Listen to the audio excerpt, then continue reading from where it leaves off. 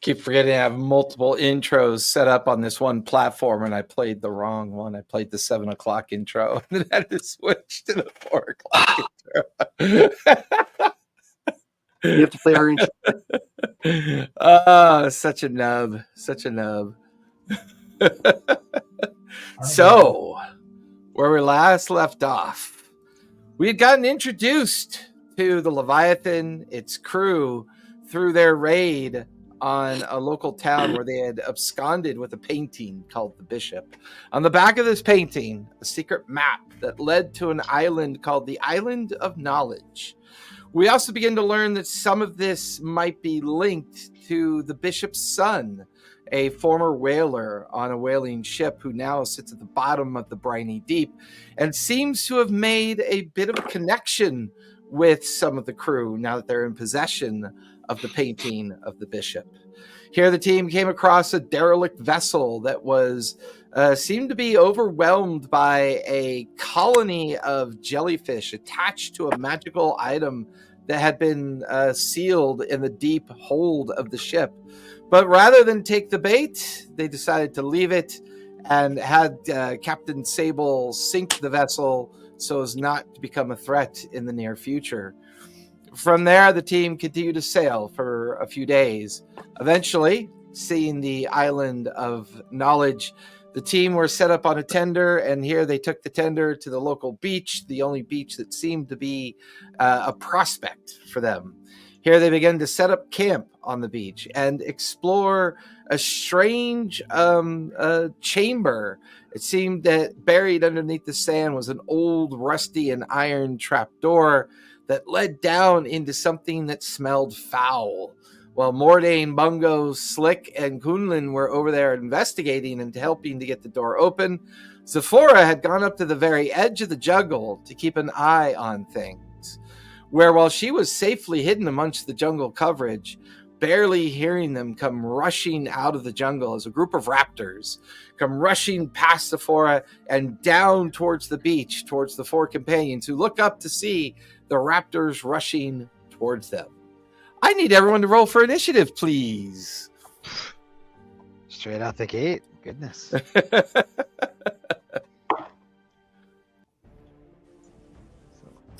Way too much combat in this thing. Oh, 1. Get to reroll. That is not true. 5. Let's see, what's my initiative? All right. I got a Say 15. 5. Oh, they got 5. on there. Oh no. 5. Mm-mm. 5. Can I? Ooh, do I have something? Maybe I can help you out with that. I don't know. I don't have. Oh, I don't have the alert feat. No. Is it possible to expend Bardic Inspiration? Or is it too late? What do I? Can you do Bardic Inspiration as a reaction? Yeah, to like get so that they can try and not have this terrible of I was looking at this and like, who is the Yoda with the gun? Oh, honestly, I'm not sure if it's a good idea because you're so low. Those I don't know what those raptors would be doing. Ivar was so upset with his initiative that he unplugged his computer. Yeah. Bungo in classic style gets to go last. Is it too late to give you not for this game, but a few future games give you a new action figure thingus? Oh no, feel free. New action, what? New Hero Forge figure. Yeah, I mean I changed my character's appearance. Yeah, I want to see if I can match this guy. Hey, Jason. Yeah. When I'm wild shaped, do I burn through all of that form's hit points before I start using my own? Yes, correct. Okay. And So if you take more damage, well, I think they changed it actually. If you once you're 0 hit points, you revert back to your druid form, and you just No. It's temporary hit points now. D&D Beyond says is it temp? I keep my original shit, Okay. most of my original shit, and I gain 2 or temporary hit points equal to my druid level. Gotcha. Okay. Okay. So, And so they made everything temporary. Interesting. Yeah, now when the temporary hit points goes down, that's when you shift back. Okay. So I got you 4 Really? over No. here. Because I would only have 2 temporary hit points, so I would get a scratch and revert. That figure reminds me of like the Michael Jackson thing where he's like, ah, and everything's exploding behind him. Who Yes. Mordain the tentacle. Yeah. Yeah, I got your new figure for you here, Zephora. She's pretty cool looking. Sent you my figure. I don't know why you don't use it. I can't find it. I don't know what you did with it. I can't find the link. I can't find when I made it, so I just grabbed one that was already built. Yeah, that's cool. All right, with that, Mordain, you are up with the Raptors on deck. I will find it. Yeah, if you can find me the original link and send it to me, I'll re-download it. All right. Okay. I guess we're gonna just start off with just taking. We're gonna start off. Who's in the? Is that a person in the top right? Is that a? Yeah, that's Zephora, because she was up by the General's Edge keeping a lookout. Okay, I just want to make sure. Yep. We'll take basically 4 attacks on 4 different, 4 Eldritch Blasts on 4 different units. Go for it, yeah. Starting with this one right here. Yep.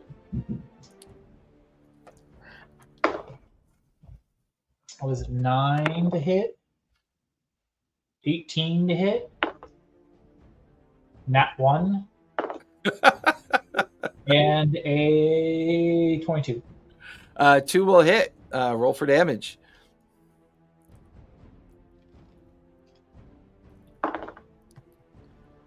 That is 13 force damage and 9 force damage.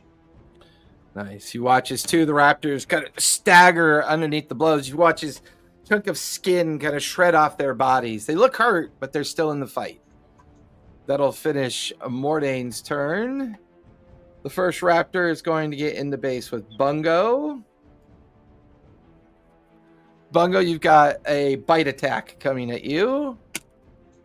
That is going to miss. And then 2 final AP for...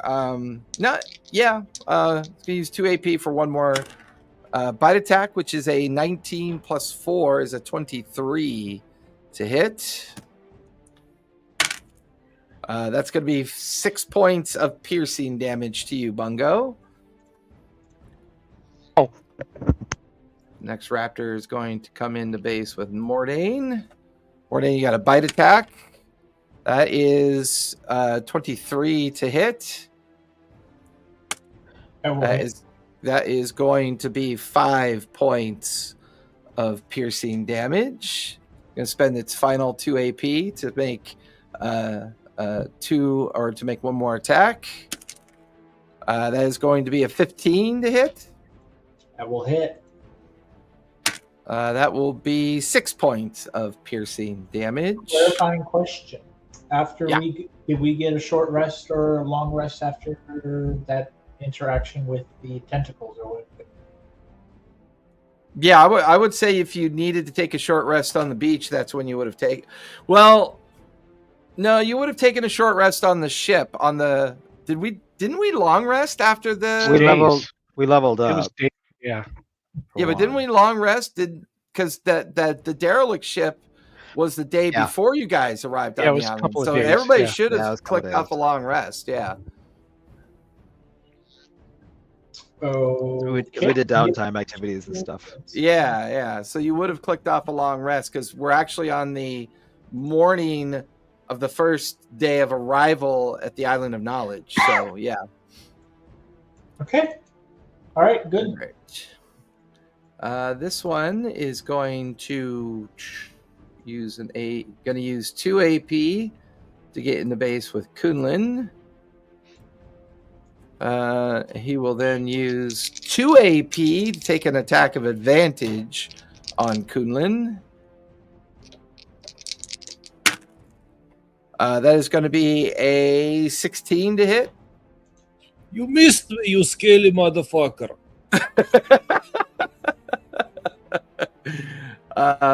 This one is going to use 3 AP, come through the beach, get in the base with Slick, and take 1 attack. That's going to be a dirty 20, Slick. That hits. That is going to be 7 points of piercing damage. And let's see, this last one. Get in the base with Mordain. Mordain, you got an attack coming at you. That is going to miss with a 3 plus 4 is 7. Final 2 AP for another attack. That's an 11 plus 4 is 15. That hits. That is going to be 8 points of piercing damage. He's down. Mordain will fall unconscious to the ground. That'll finish the Raptors' turns. Kunlun, you are up with Slick on deck. Kunlun is going to do. So what is enhanced arm strike? Yeah, I don't know. Okay, fine. And then, like, if I do, what's it called? If I do flurry of blows, that means I strike twice. Yep. Okay, and You that's spend a focus point. right. You spend a focus point, which costs you 1 AP to strike twice. But yet, I think you still have to make an initial attack action first. Yeah, I do a hit, right?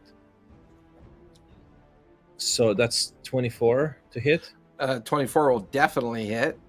So I roll to hit and damage twice, or I do 1 to hit and do damage twice. Like, how does it work? Well, you do your regular roll to hit, which you just did, and then roll for damage. All right, so that's 7. 7 points of force damage.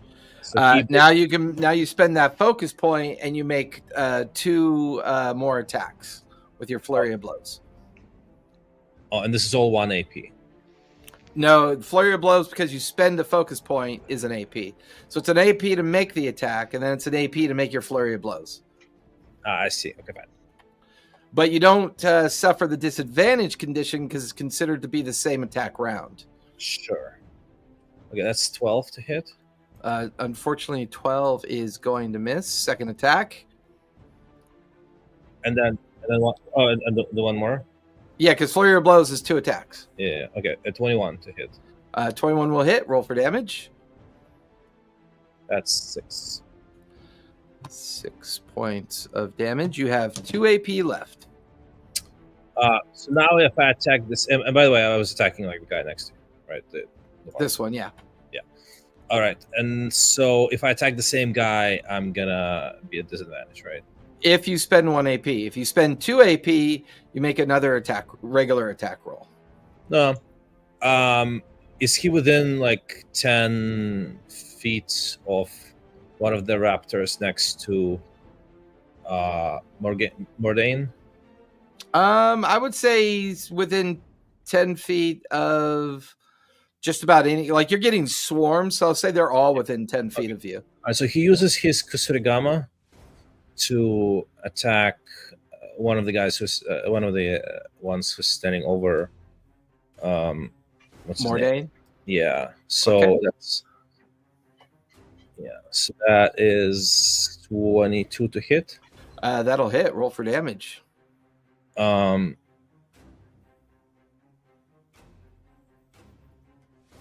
that is 5 points of damage. Nice. And also the guy needs to roll a.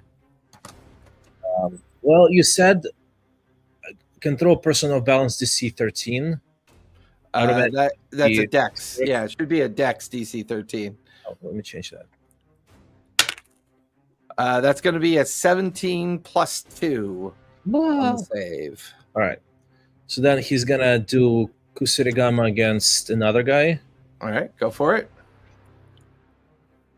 That is 25 to hit. 25 will definitely hit. Roll for damage. 5 points of damage. Nice. And again, DC 13. I mean, whatever. That's going to be an 18 plus 2 is a dirty 20. These guys are pretty dexterous. I need more practice with my sickle and shade. Oh wait, wasn't there something that was like I can do something with it like once a day? Oh, I can cast 1d4 lightning spell once a day. Okay, so I'm gonna do that. So I'm gonna do that against the last guy. All right, go ahead and roll a d4. 2 points of lightning. Nice. You guys just watch as Kunlun is just this tornado of chain and sickle kind of reaching out, striking into the raptors while also striking at the raptors nearby. Majority of the raptors are starting to look pretty hurt. They've taken a little bit of damage, but they are still in the fight. That'll finish Kunlun's turn. Slick, you are up with Zephora on deck. Cool. Slick takes out this little pyramid. It's like a small mechanical pyramid, and cranks it up real quick, and it lights up from the inside, and then it just like starts to hover like a little gyro, and each of the points is going to detach from itself and float around my buddy Mordain and cast Sanctuary over him. Nice. So I need a 12 now.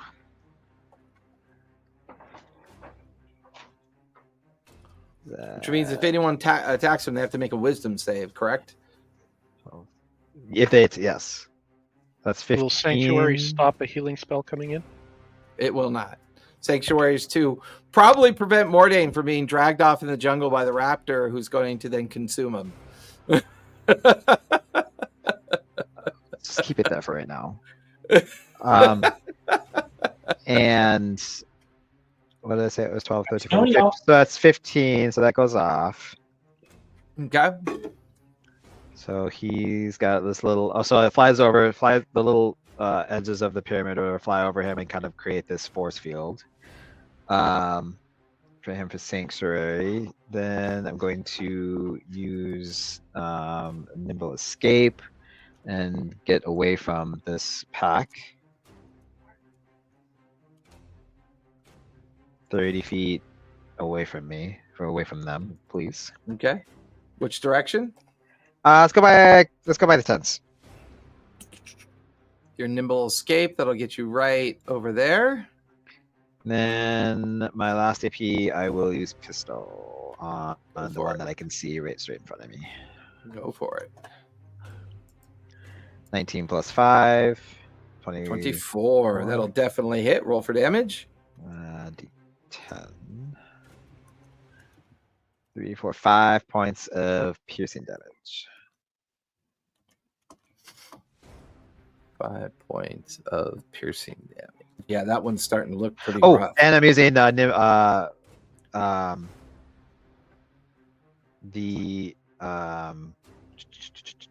Fury of the Small to add +2 to that, so 7 piercing damage.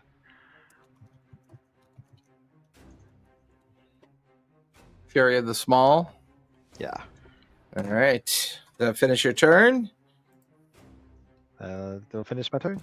All right, that finished Slick's turn. Zephora, you are up with Bungo on deck. Zephora, the view's a little bit different for you because you're right here standing at the edge of the jungle up on a rock where you were kind of keeping an eye out. All the raptors came rushing down onto the beach. You could see them all swarming the group. Mordain is currently unconscious. You watch as Slick was able to get out and is over here, leaving both Bungo and Kunlun amongst the swarm of raptors. You're about 45 feet away.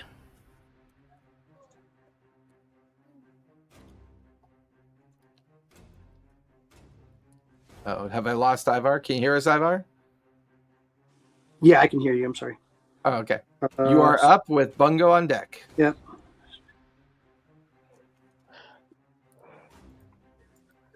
I don't know if I can do that because you guys are just going to hit it anyway. All right, I'll move to within 30 feet of the nearest one.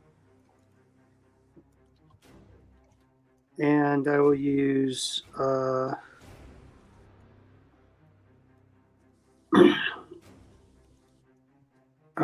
Whip of Zahir, which is my thorn whip, basically. Ooh.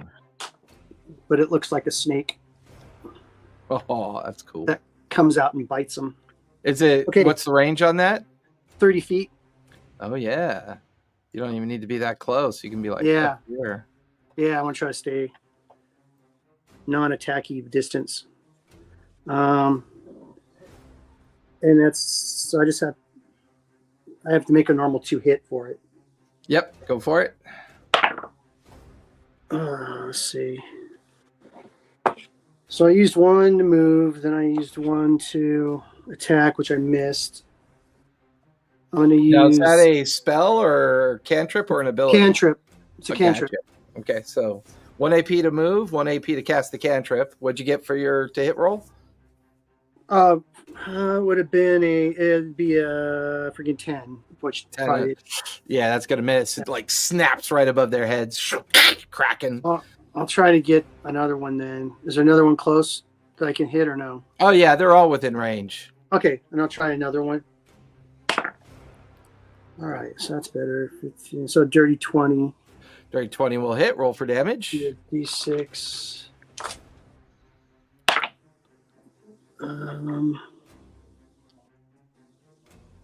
Really, that's all I'm going to do? Really, that's it? What do I? Well, it's a cantrip. You're level 2, bud. 1d6 piercing. Okay, 2 points of damage. 2 points of damage. Yeah, Is it cantrips can poison? be a little wonky that way. Fuck that cantrip. It's got great range though. I'll do a dagger attack on another one. Throw in a dagger. Yeah. Go for it. 19. 19 will hit. Roll for damage. Where's my? Sorry, I got to look at my digital character sheet. Yeah. Okay. Oh, actually, a dirty 20. Okay. +4 hit d4. That sounds like a better damage to me. So that'd be 6 points of damage. Nice. You watch as the blade thunks into the back skull of the creature, and then it drops to the ground dead. Oh, another 6 points because it's going to be a back. I'm sorry. What do they call it now? Sneak Backstab. attack. Sneak attack. What do they call it now? What did they used to call it? Backstab. Oh, Like back in 1942, I believe is when Yeah, we used to play. No, just Advanced Dungeons and Dragons. Does that finish your turn? Yeah, and I'm spent. Okay, that'll finish the forest turn. Bungo, you are up. Then we'll be at the top of the second round for our first death save coming from Mordain.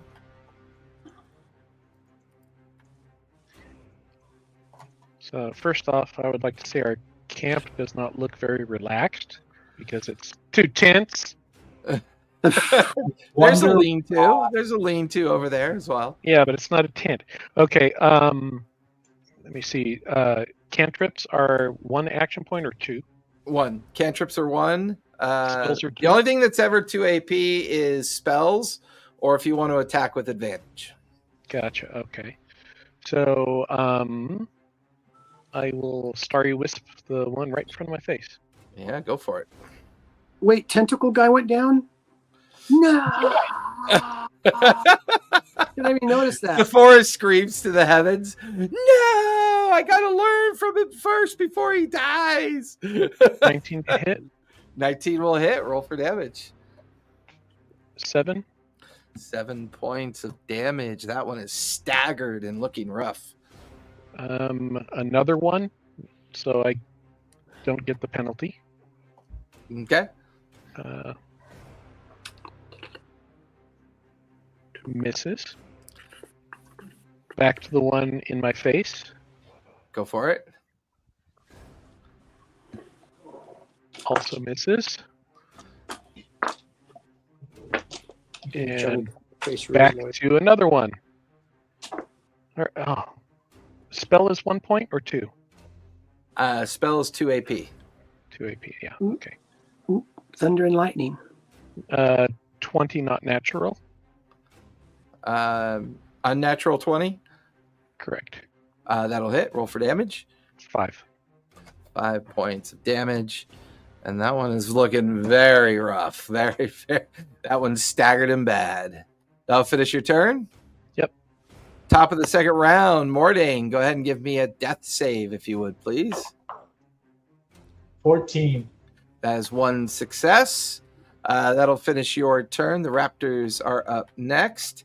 Instinctually, they want to go after the easy meal on the ground, but they have to make a wisdom save. If they fail, They don't know that. that. They don't know that. They're not intelligent enough to know that. You That- can't but that's metagame what- like that. Well, no, what I'm saying is because of the spell effect, they have to make a wisdom save to attack. Oh yeah. Yeah. You know what I mean? So they're going to go after his I corpse. thought you were They saying think they were he's like, dead. well, they see this and they're like, nah, they gotta make a wisdom. No, save. no, Like, no, I What does a wasn't wisdom doing save that. is? No, I'm trying to remember Sanctuary, which is a wisdom save. Yes. Yeah, that's going to be a miserable fail. So it's going to then go after the closest target, which is going to be To be where is? Oh, that's right. Slick ran fair. off. So that's going to be Kunlun right there. So Yeah, Kunlun, there's a bite attack coming at you. Just to be fair, you can still use your same AP because they just have to choose a different target. Oh yeah, I figured. Yeah. So that is going to be a 10 that will miss Kunlun. It's going to spend 2 AP to make a regular attack. That's going to be That's going to be a 13, Kunlun. Oh, that tickles. that was a miss. And then he's going to make his final attack at disadvantage. That's going to be a 6. So that will finish that raptor. This raptor's going to go after Mordain as well. So he's got to make a wisdom save. That's going to fail, but he has to then attack the nearest target. That's going to be Kunlun. Kunlun, you have a bite attack coming at you. That's going to miss. I'm getting all the attention today. 15 to hit. Oh, miss again. I'm Oh sorry, my God. Lizard. And then his final attack at disadvantage. Oh, I rolled a 16 and a 17. That's going to be a dirty 20 to hit. All right, you got me this time. It's going to be 4 points of piercing damage. This one that's been in base with you, he's going to spend 2 AP to make an attack with advantage and still miss because 7 plus 4 is 11. And then spend 2 AP and do a regular attack. It's going to be a 15. 15 still misses. Bungo, you have a bite attack coming at you. That's going to miss. 2 AP for a regular attack. That's going to miss. And Yay. final AP at disadvantage. 12 plus 4 is a 16. 11. Okay. That is going to be 6 points of piercing damage from that one. Oh, That'll- shit! That'll finish the Raptors' turn. Kunlun, you are up with Slick on deck. All right, which one of them looks the worst? Actually, the one in base with Bungo looks by far the worst. The 3 surrounding you all kind of look equally bloodied from your sickle and chain attacks and your direct attack on the one in base with you. But the one in base with Bungo by far looks to be the worst. All right, well, I'm gonna try hitting, I guess, one of them, Okay, go for it. and I'm gonna do another. What do you call it? Flurry of blows. Yeah, flurry of blows. Okay, so Do your regular attack first. can I hit with the weapon and then do flurry of blows? No. Correct, yeah. Because basically, whenever you take a regular attack, You can then spend a focus point to do flurry of blows. Okay, so I can attack with my staff. Correct. I'll try that. 18. Break out some sick 18. combos. Yeah, 18 will hit. Roll for damage. 6. 6. The one in front of you is now looking very bloodied. Okay, and then I'm gonna do flurry of blows on him. 2 First attacks. Is 25. That'll hit for. Go ahead and roll for damage. 6. 6 points of damage. That one will drop to the ground dead as you split open the chest and kind of just run your fist and staff right into its chest, and then it drops to the ground dead. And can I do the second flurry of blows on the other one? Absolutely. That's He 19. pulled out its beating heart. He reached into the ribcage and pulled out that still beating heart. That'll hit. Roll for damage. Takes a bite out of it. Kalima. That's 9. Kalima. It's 9 points. 9 points. Ooh, that one is very bloodied as well. Nice. Okay, so if I do Surigama against or any attack on him, does that come with a disadvantage because I just did very Well, you close? have 10-foot range on that one, right? Well, it's sure. But I'm Because saying if you attack the same one that you just hit, you'd have disadvantage on the strike. okay, so let me do the guy that's next to Bungo. Bungo. I'm coming to your help. I'm coming to That help. was creepy. Don't worry, Bungo. I'm coming to help you. All right, that Just is let me finish my cheese that sandwich. Oh shit! That's what he just went to damage. 15 to hit. 15 will just miss. Their armor class is a 16. Okay. I have one more. 1 AP left. Okay, so I'm gonna attack. Again the guy next to me. Okay, go for it. The one was looking rough, like the roughest. Yep. With my 9 points. Okay. Yeah, unfortunately, that's going to miss as well. That'll finish Kunlin's turn. Slick, you are up with the Sephora on deck. 2 questions. How badly hurt are they? They're all looking. I mean, the one near Bungo is very rough. Okay. This one right here next to Kunlin is looking very rough as well. This one is bloodied, but still in the battle. Okay. Second question is, I know if it says bonus action, action, reaction, it's an AP, but if it's also tied to its separate resource, are you using up that resource as well, or is it just the AP system is the resource? So like if it depends on what your character sheet says, right? So like if your character sheet says that you can do something 3 times per short rest, and it doesn't denote an action or bonus action, then it's just the spending of that resource, right? You tick off the box and then you do the ability. If the ability, feat, or feature then says, you can do this twice per long rest as a bonus action, or twice per long rest as an action, right? The resource has to have a combined descriptor of an action needing to be used. Those cost 1 AP. Okay, good. Does that make sense? It does. Thank you. Yeah. He's just okay. So if 2 of them was he's gonna go after the 2 dead, or the 2 ones that are hurt the most, that is closest to him. He's gonna move away from the tent so he has the diagonal kind of view of them. Okay. So do you want to move further up the beach, or do you want to move towards the into water?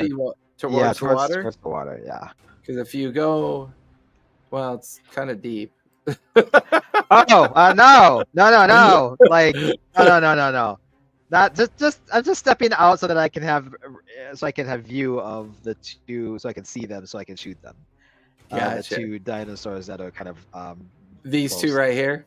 Yeah. All right. Let me Shark! let me just You watch an orc. so I come got up a on the 3. beach. If I trip into the water, I will totally take that. You got a 3 for your to hit roll. well, 5 plus 3 is not gonna hit. So if I trip into 8, the yeah, water, that's- I will totally take that consequence and play with it. So that one's gonna miss, and I'm gonna go for the farther one. Okay. That is a 10 plus 5 for 15. 15's just gonna miss. Their armor class is 16. God damn it. Then we'll go back to the first one. Okay. That is a 6 plus 5. That's 11. That's gonna miss as well. What the hell? I might as well just go swimming. God dang. Oh no, and that is a nat 1 plus 5. Oh no, that one on your gun will Can I fall in the jam. water now, please? Just put me in the water. You watch this. You Fall, go, trip. I got this, and then you switch for the 4th time or 3rd time. You pull the trigger. And as you pull the trigger, the gun jams, and there's like a spark. And you watch as the hammer of the gun kind of goes crooked a bit, as it's going to take an action for you to clear the jam. God dang it. All right, that'll finish Slick's turn. Zephora, you are up with Bungo on deck. And You're on mute, by the way.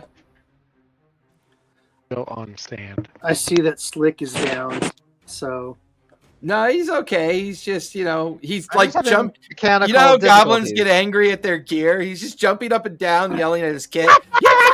no, I'm sorry. Okay, no, he's not down. Mordin. Yeah, Mordine is down currently. I see that Mordine's down. Sorry about that. And I will charge into the first raptor. 1 AP to get into base with this one. Yep, and I will Okay. attack with my daggers. Go for it. 1 AP. Stabby. Oh, 19 plus 6. So That's it's a 6, 25. That'll definitely hit. Roll for damage. And Are you guys remember? Their armor class is 16. So if you get a 21 or higher, you get that extra D4 of 3 damage. plus Nice. 3 plus. So that's 7, 7, and then hang on a second. 12 points of damage. Woo-hoo-hoo-hoo. Dagger runs through. It's like you run your dagger right across its belly. It spills out onto the sand and drops dead in front of Bungo. All right. And then I'll take my second attack on the other one. Okay. Oh, nat 1. Nat 1. You go to Yeah. strike your dagger at it. Its tail kind of smacks your hand, and your dagger goes tumbling onto the sand. You have 1 Okay. AP left.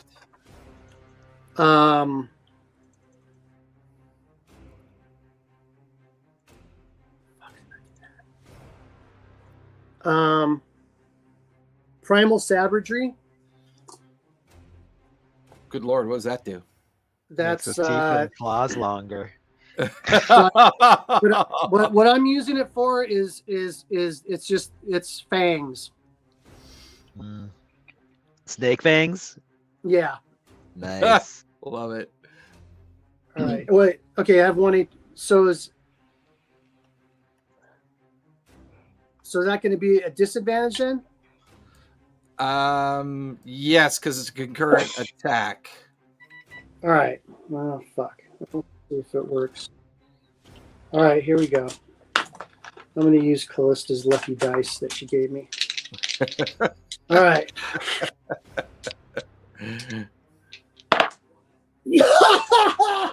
Her dice has got me a nat 20. Nice. Yes. Yes. That's max damage. Max your damage and then roll it again. So it's the okay. So 10 points. It says acid, but I'm gonna say poison damage. But it could Okay. act like acid. I don't care. Okay. 10 points plus I got to roll a d10.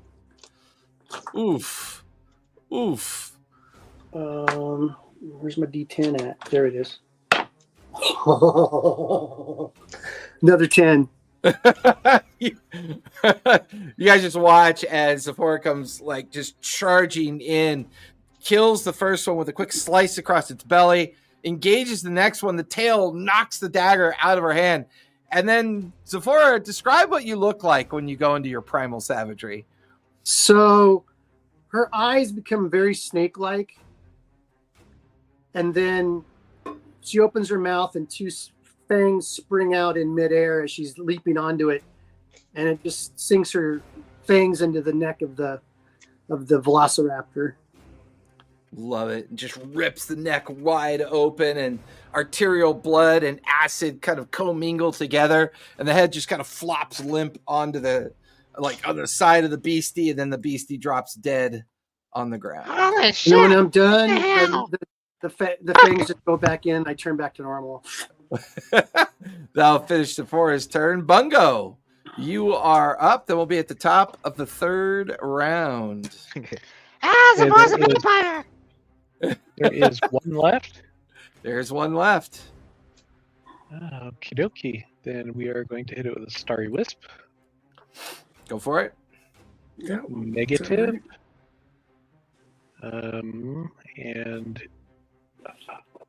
I'll do Starry Wisp again, but that's going to be at a disadvantage, right? Correct. So that was a 24 and an 18. Okay. 18 so will I hit. Roll for damage. 3. 3. Just enough to make it very bloodied. So he's now looking very rough. Okay, and my familiar is going to fly down and land on Mordain, Okay. and I'm going to try Cure Wounds. All right. Give me a casting roll. And this is, I need to roll A just 12 or D20. higher. Okay. Well, is it a level 1 spell or level 2 spell? Level Level 1? What kind of familiar Yes. do you have? Okay. That's going to be at 11 then. 11 or higher to cast. Okay. Familiar is Fey, but it's shaped like a bird. 10. Nope. 10! We get to roll on the wild magic table. Sweet! Okay, give me the mechanical effect. I want to see if I can come up with something decent. Well, roll a D100 and I'll describe it to you. Okay. Fucking magic. Oh, shit. 52. 52. Am I cheese again?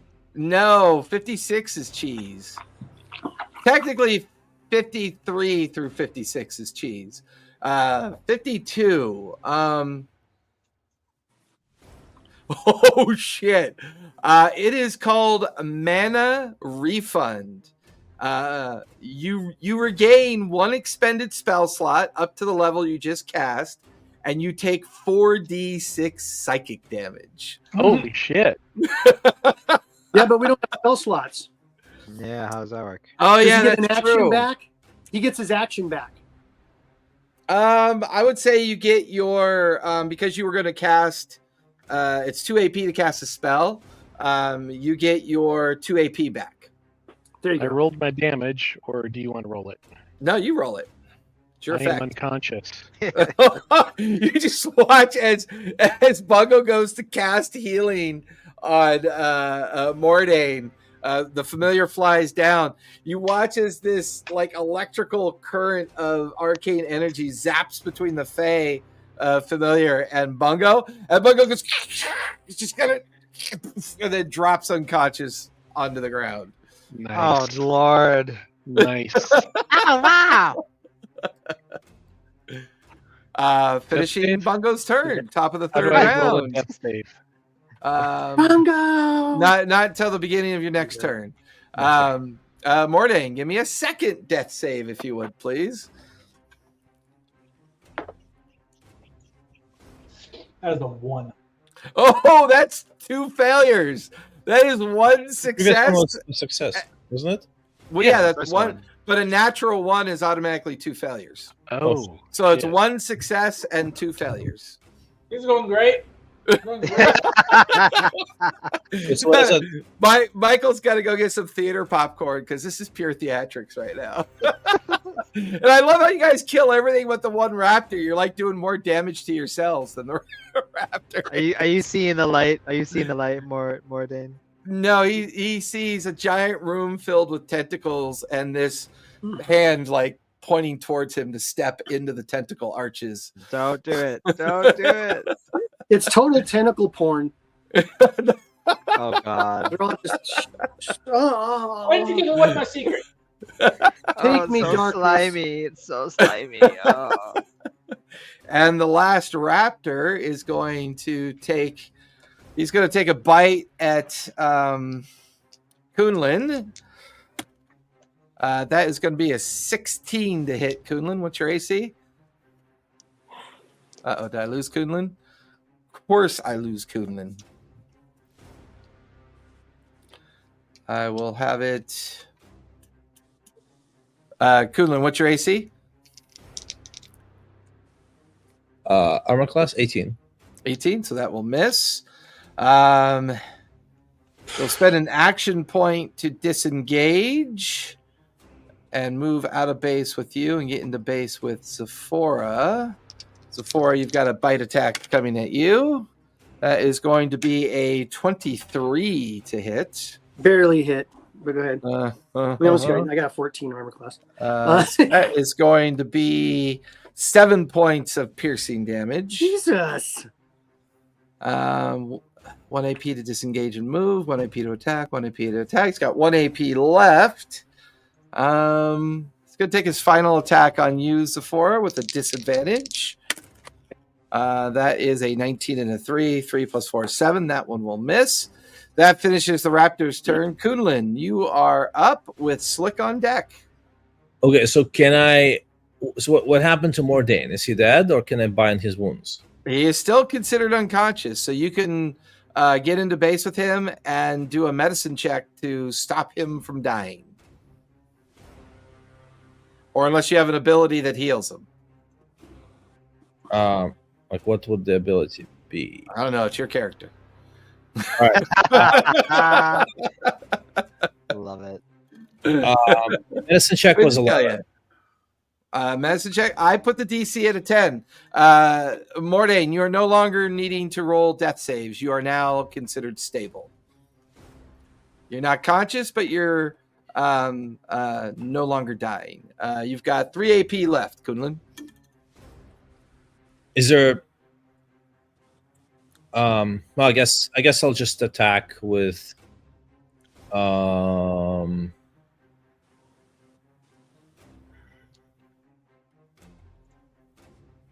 So. I mean, you've only got 2 weapons, right? Your hands and your chain and sickle. I'm thinking whether to do uncanny metabolism. With what?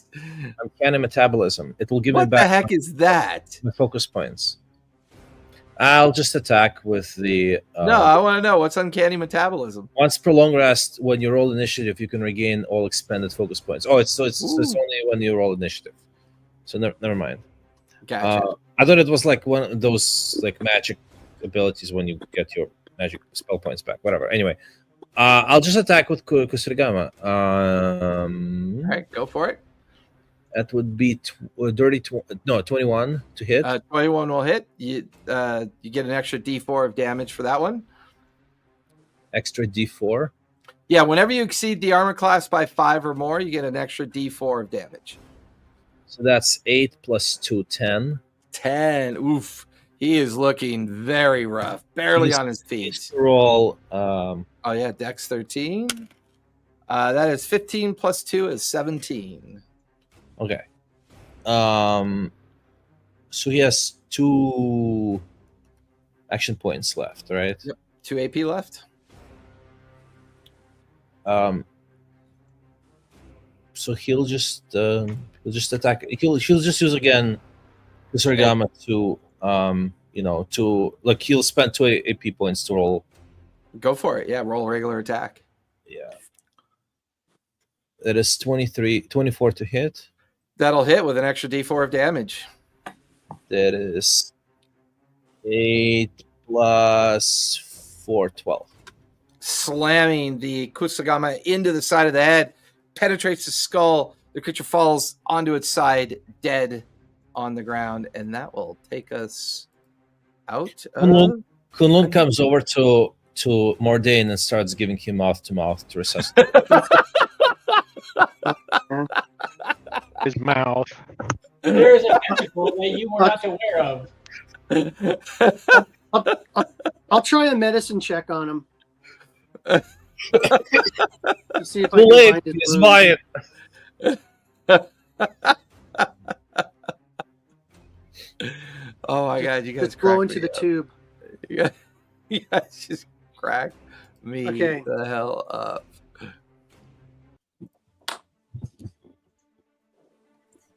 13 on a medicine check. For Mordain, Yeah. he is currently stable, no longer bleeding out. Kunlun managed to at least stabilize.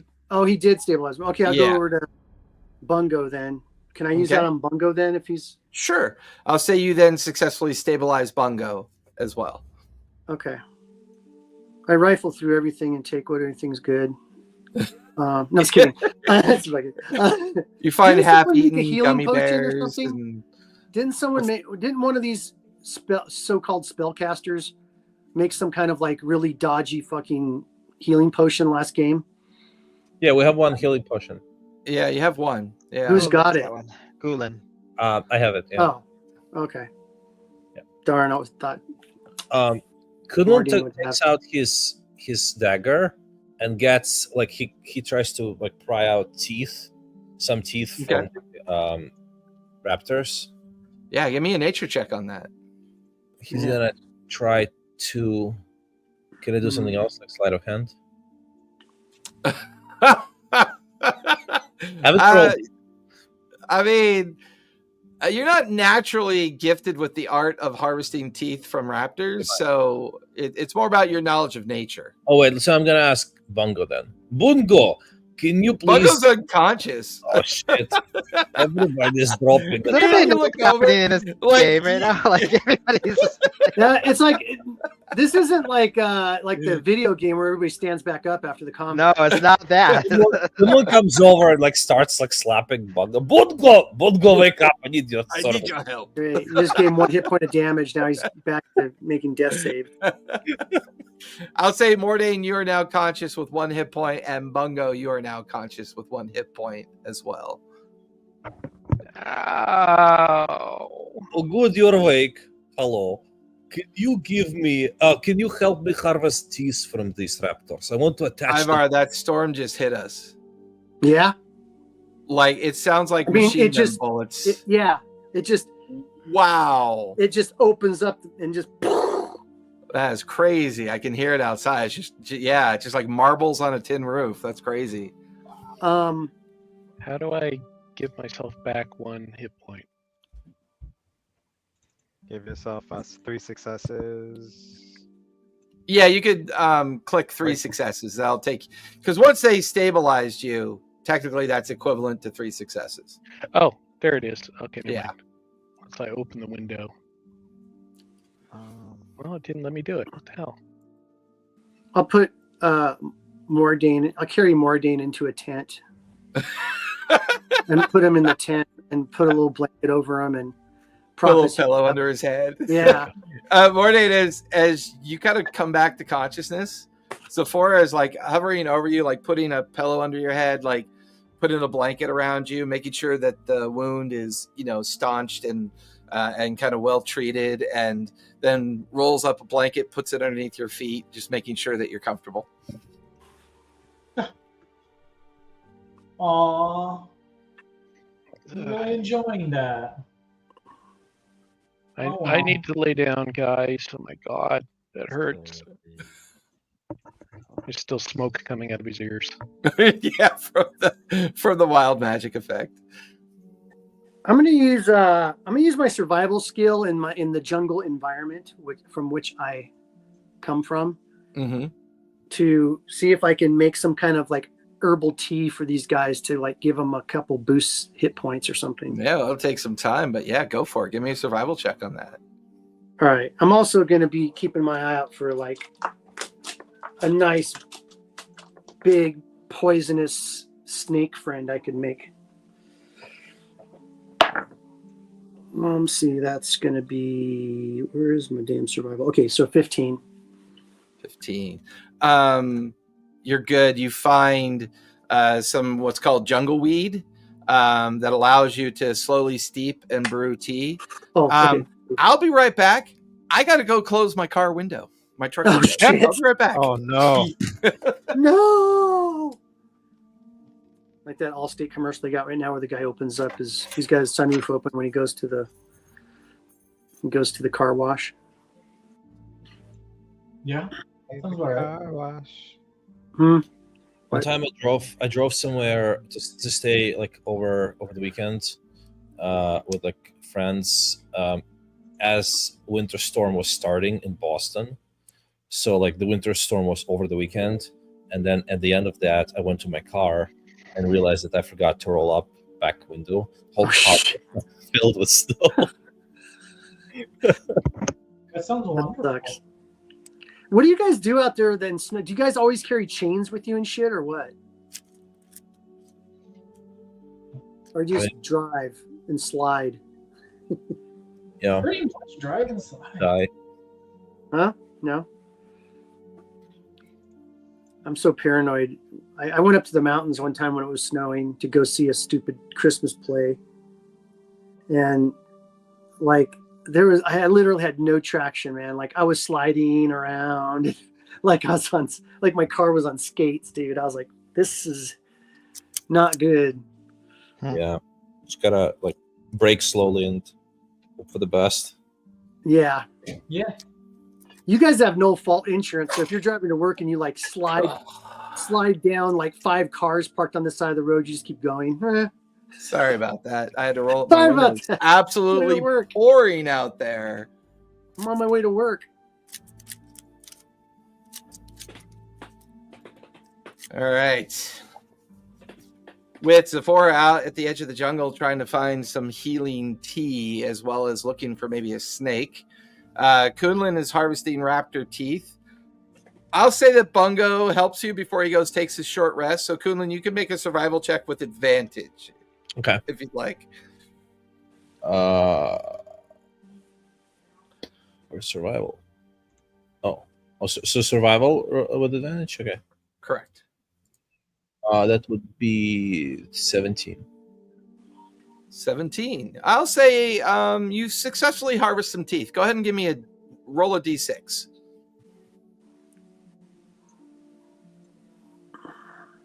3. You managed to harvest 3 raptor teeth, but it leaves the rest of the jaw kind of like broken and kind of like mangled from the attempt.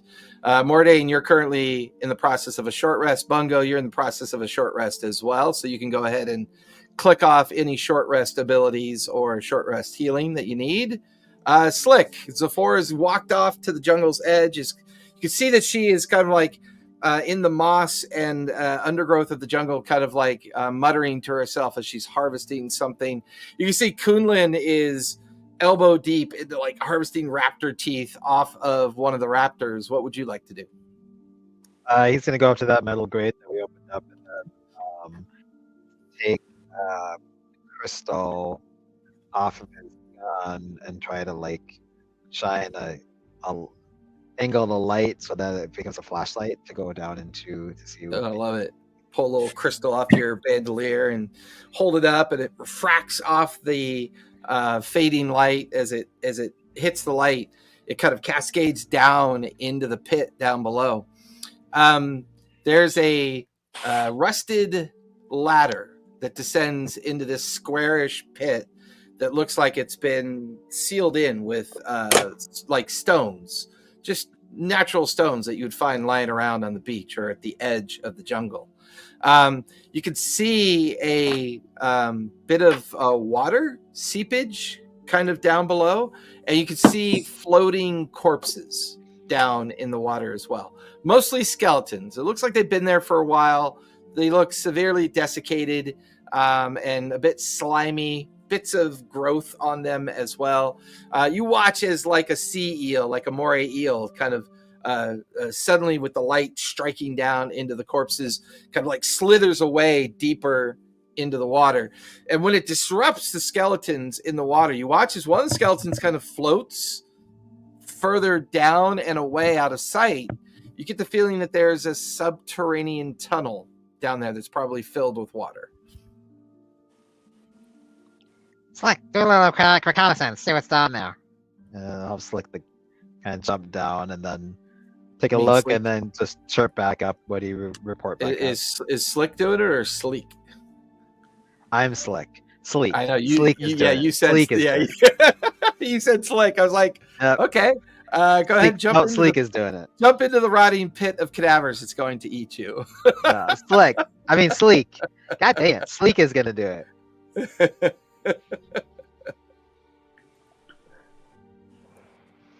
It chirps back at me. It's like, yes, I Yes, I know it. I know it's dark. It's scary, but that's why you need to go down there and use your superior vision, and then don't worry, you'll be fine. You watch as a little mechanical crab kind of uses the side of the stones to crawl down into the pit. You watch as it kind of pops into the water, climbs through the cadavers. When Sleek, does Sleek have a stat block, or does it use your stat block? Is it connected to you, or does it have its own I think it has stat block? I think it has its own. If he's got his own, go ahead and give me a perception check using, I believe, his wisdom. If he doesn't have any advantages on wisdom, or if there's no detail for perception for him, it's just his wisdom bonus. Let's double check. Man, it is absolutely pouring outside right now. Holy moly.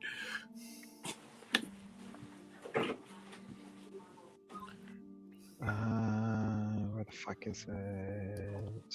We're officially in the Arizona monsoon trough.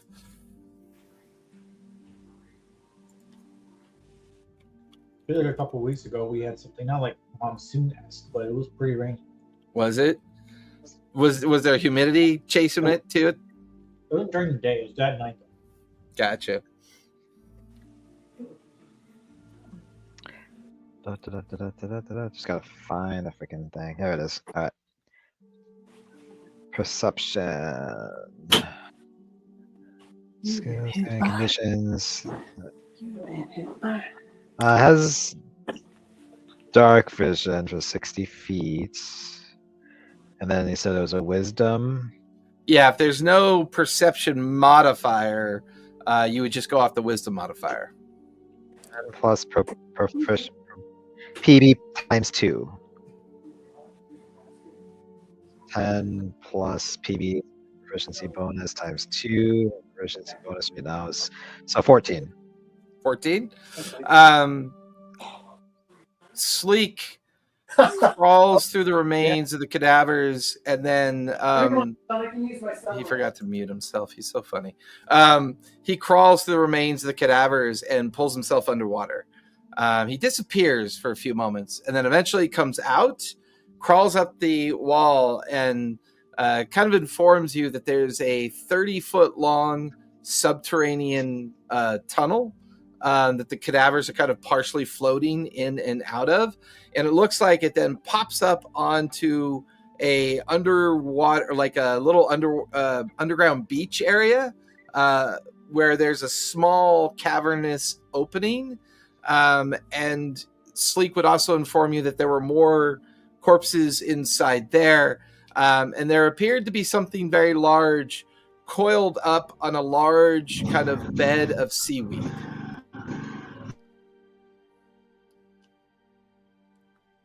You're Bernie.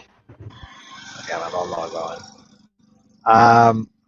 Okay, come back up. Can come back up, and I'll go back to the guys who are short resting. And Micah, hold on. There's underground beach area. It's all watery though, and there's a bunch of skeletons down there. I don't know if that's worth an interest or not, but there might be buried treasure.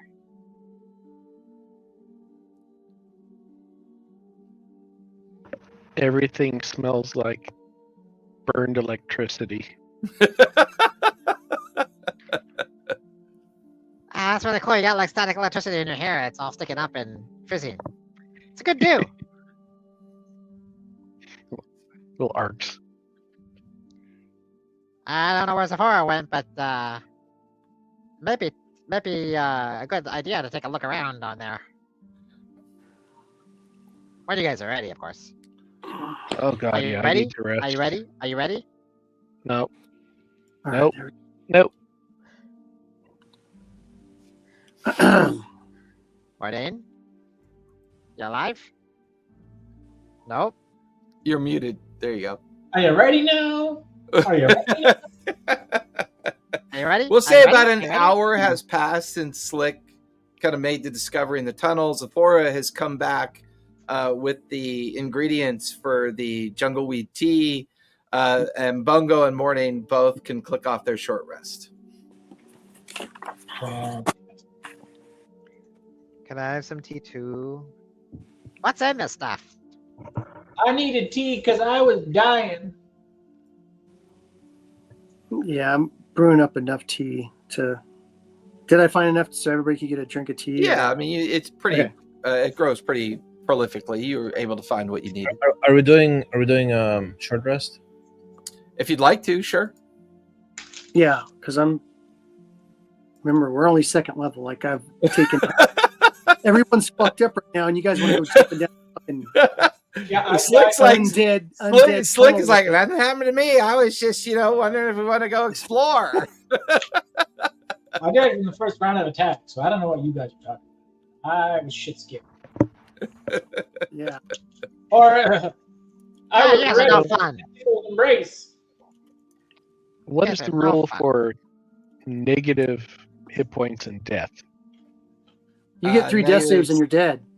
Yeah, you get 3 death saves. If you fail all 3, you die. Okay. Yeah, Negative hit But if I take So- 100 points Yeah, of yeah. damage, Yeah, So back in the Morgan- old days, you used to have negative hit points. Yeah, but you don't have do that negative anymore. 57 hit points, and you had to like work your way So back what is up. it? What is it now? So like if you have max 10 hit points of 10 and you get hit with 20, it's And you're negative 10 hit points. But Well, at you'd be negative dead. 10 hit points, you oh were there's no dead. death saves, you'd be dead. Like There was no almost death dead. saves. If Right. you got negative 10 So hit points, in you the were dead. 2024 rules, if your total hit point pool was, let's say, 20 hit points, and you took 40 hit points of damage, you just die outright. Just Instant. obliterated. So whenever your existing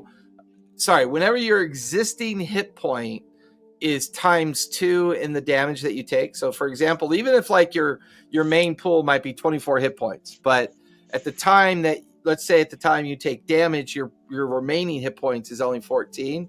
If you take 28 points of damage, then you die outright. So the amount of damage that you take with your remaining hit point pool, if it's twice that number, then you die automatically. Can't hear you there, Bungo. that's kind of bogus because if you're at 1 hit point, take 2 hit points, you're dead. Yeah. Mm-hmm. That's not how we're playing, right? Wait, I thought. Of course we are. Well, We're playing D&D you're not 2024 gonna be at rules. you're not at 1 hit point though. Like your pool I is think gonna it's be at max like HP. 15 or something. 10 I to thought the rule was 15. based on max HP. Oh, not your pool, not your Correct. available. Pool. No, Not not your your available, current your available. pool. Okay. Yes, your Okay. pool of hit points. Got it. That makes sense. So if your Right. starting pool of hit points is 15 and you take 30 points of damage, then you Yeah. die. So I was trying to describe if you're at 8 points and your pool is 15, even though you're at 8, if you take 30 points of damage, then you die outright, Got it. is what I was trying to describe. Poorly. I was doing it very poorly. Are you guys healed yet? Let's go, let's go, let's go. You guys, I could probably try a healing spell again if anyone needs it, but I'm kind of scared. I'll Hey, hold you your hand. wanted that roll table. Or Daniel Kinda go did, up to but yeah. Bungo, be like, "I'll hold your hand, and maybe it'll take us both." Okay. Okay. Who I could wants use some healing? right about now. Does anyone want healing? So I'll give everybody my tea. Yeah, take a short Thank you. rest. I and mean, I watch could use. them all I'm drink 3 it. points off, so I mean, I could. I will I could say do if that. anyone who drinks the tea that Zephora makes, you automatically get 1d4 hit points back.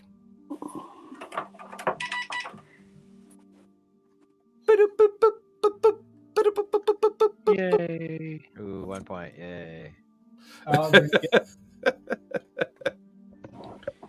All right, so I'm gonna drink some myself. Okay, now I Ooh. feel safe drinking it because she drank it. You feel safe drinking it because she drank it. That's Yeah, perfect. the way I she like when was, people think she that. was just watching. Drink it. Yeah, I Drink drink it. it. You know I'm immune Good. to poison, It's right? good, isn't it? And you gotta wait 5 minutes for the poison to set in, right?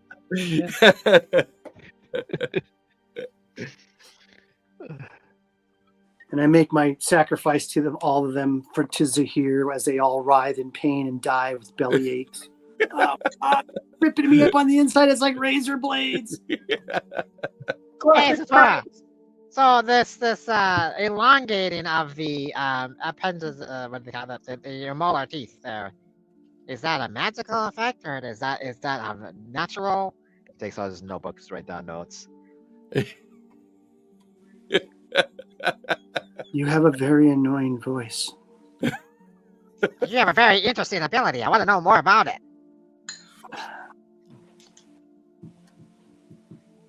Hang on a second. She turns around and walks away. Okay, I'll catch it another time. Another time. It's okay. It's okay. We got a lot to do. I get it. I get it. It's okay. A little of this, a little of that. Well, No, that's a lot of- Go away. I have to take care of Mardane. Absolutely. I'll schedule an interview later. It's totally okay. I lift your head up, Mardane, and I put the cup to your lips.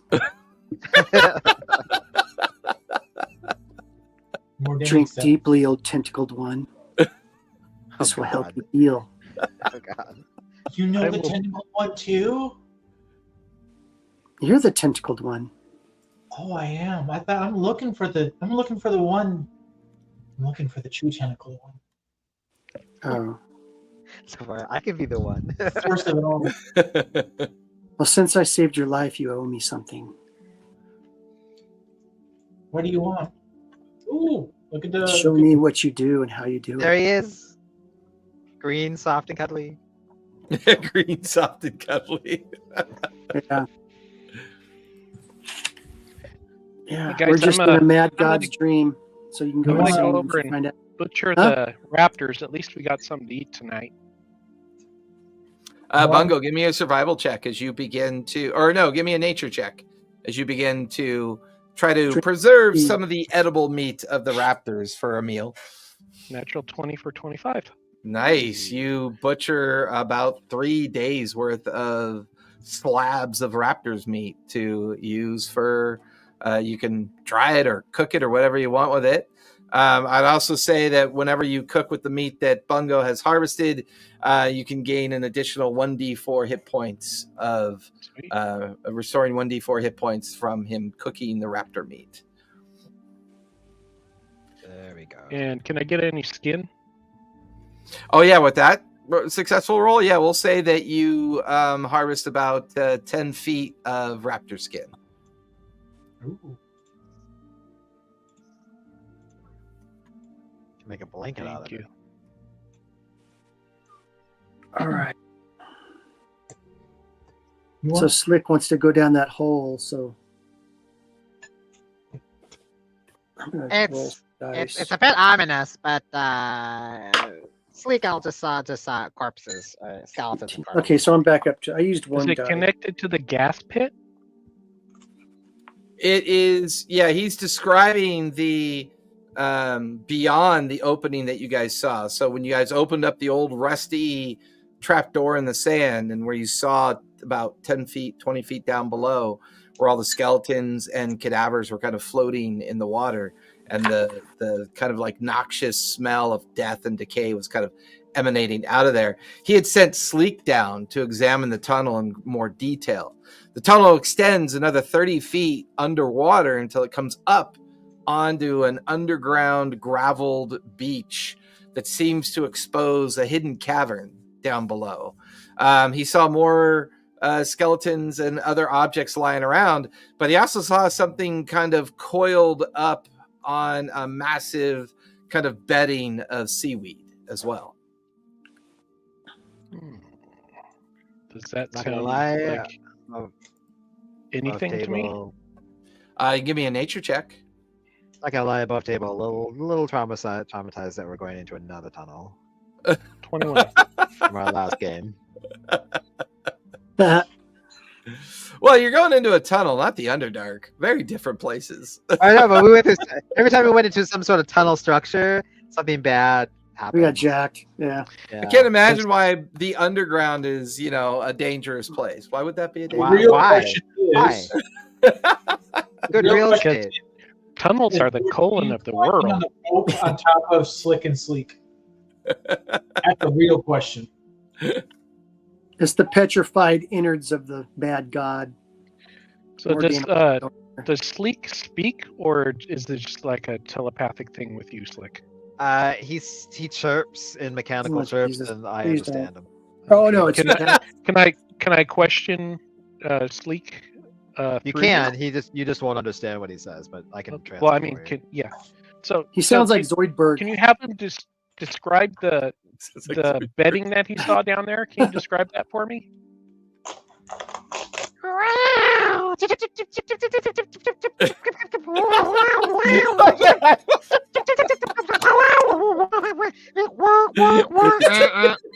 There we go. Let's turn that shit down. I have PTSD from the one game where someone played a crab. And they did not talk. They just went. Ding, ding, ding, ding, ding, ding, ding, ding. I'm like fucking kill me. Well, they spoke Fucking kill me. monosyllabically. Sephora cuts her gut out and pulls her own heart out and eats it and dies. So what did he say, Slick? What did he say, Slick? Grandma fell down the well. Grandma fell down the well. Yeah. So insert storyteller. Basically got it. describing a large coiled up beastie on a large bedding of seaweed. It's probably a large sea snake. Okay. Mm. Yeah, my nature check was a 21. I'll go down there. So I'll go I down will there. tell everyone everything I know about large sea snakes. But that's inside the tunnel. Correct. Is it alive? Don't attack. Do you I know? don't know. It didn't look like it was moving. It was. I'm it was going to on go the- down there and check it on out. the nest on the beach, underground beach, right? Or Well, was it's it like in the water? it's like the hole that you guys found takes you down about 20 feet into the water. And then a 30-foot long tunnel of gravel and rock submerged in the water leads you into like a beach cavern, like this underwater beach cavern with a gravel beach that spills up onto its edge, where there are like other skeletons like lying on the gravel and the ground. And then this large bedding of seaweed with this coiled up creature of some sort on the seaweed, but he couldn't Someone quite comes make over- out what the creature was. Someone comes over to Zephora and says, "Hey, Zephora, Mhm. so much about snakes. Oh, I know about them. We had them where I live. Do you know I what do. this snake is?" I'll have to look at it. Is this like Does just because she is a snake, she knows all snakes? Well, I mean, it's kind of her thing, yeah. I'll go poke my head down there and see what's going on. Okay. You guys watch as Sephora goes over to the metal ladder and kind of scales it down into the water. The tunnel is completely submerged, so you'd have to swim the 30 feet to get to the gravel bedding that leads up onto the underground cavern. Does it stink like rotted flesh? Oh yeah, it's gross in there. I mean, it's slime-covered skellies and a feeling that there are probably a lot more cadavers just kind of floating around. And yeah, it's pretty gross. Rotted flesh. I'll slip into the water. Okay. What's your con modifier? My con modifier. I don't think I have a con assume she modifier. swims with her arms against her side and just kind of wiggles her back and forth. No, I swim like a normal human. I don't have any constitutions pluses. So what's your con? 11. Oh, 11? Yeah, I think. Now, unless it's poison, then I have advantage on saving. Well, I mean, you could barely hold your breath, but 30 feet could probably get you there. But I'm going to need you to make a con save while you swim. Okay. Why do I need to make a con save? Because you have to hold your breath. It's completely, the tunnel's completely submerged in water. Oh, there's no air at all. No. Okay, I get a real long read. All right. Hold on. You guys, I could shuttle everyone back and forth as a dolphin. I have an infusion Look, I could use. I want to see that dolphin in fetid water with bodies floating around, but it's got a big smile on its face like Flipper. All right, let me. Yeah, I got a 17. Nice. Yeah, you have no problems. You traverse the 30 feet. Are you trying to be stealthy at all while you do this? Well, I don't want to startle the snake if it's indeed alive or a snake at all. I just don't want to startle it. So I can do a. Can I do a stealth? Yeah, go for it. All right, so that's a good plus. So that's a dirty 20. Dirty 20. As you swim the 30 feet and you come out the other side, you see the And there's air? Now there's air because you're coming out okay. of the tunnel. You kind of emerge from the water, and the water kind of laps up against the gravel beach. You immediately kind of stay there for a second, and you start looking around. Give me a perception check. Perception. Jesus Christ. A 6. A 6. Yeah, it's dark in here. You could see some of the other skeletal remains on the gravel. Yeah. You look up at, but you look up at the seaweed, and you can see where the seaweed bedding is, and you're just not close enough. You can't make out what's on the seaweed. All right, I'll go over to the seaweed. Okay. While Zephora's doing that, what's everyone else doing? Slick raced after him because he's anxious to get down there. Okay, so Slick, you're heading down as well. Anybody else heading into the tunnel? Store the meat safely. Like maybe. Well, I mean, you don't have to worry about FDA or OSHA approval. I mean, I'm just worried about I'll say off your taking it. Yeah, I'll say off your. You get a C rating. We'll say off your survival rating. You know how to prepare it properly, so you quickly throw up some wood racking and drape the. You already had an active smoky fire going, so you got to like drape all the meat over some wooden racks that you've kind of quickly build to try to preserve the meat. You watch as Zephora went into the tunnel, and now Slick has followed as well. Mordain and Kunlun, what are you two doing? Do you have a spell for breathing underwater? I do. What's not a spell? Mordain is obsessed with being underwater, so he's going to follow underwater. Yeah, you watch as Mordain just kind of quickly scurries down the ladder and into the water as well. So, did Slick give Kunlun? Can Slick give? He hands you this it's like it looks like how like those Christmas present boxes but like they fold down. So he hands you this like a little frame, and then he activates it, and it turns into a square box.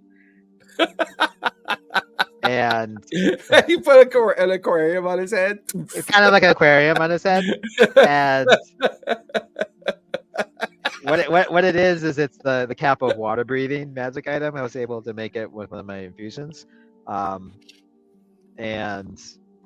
I don't think you can. Sounds dodgy to me. Oh, it's not. I never guarantee safety with my experiments.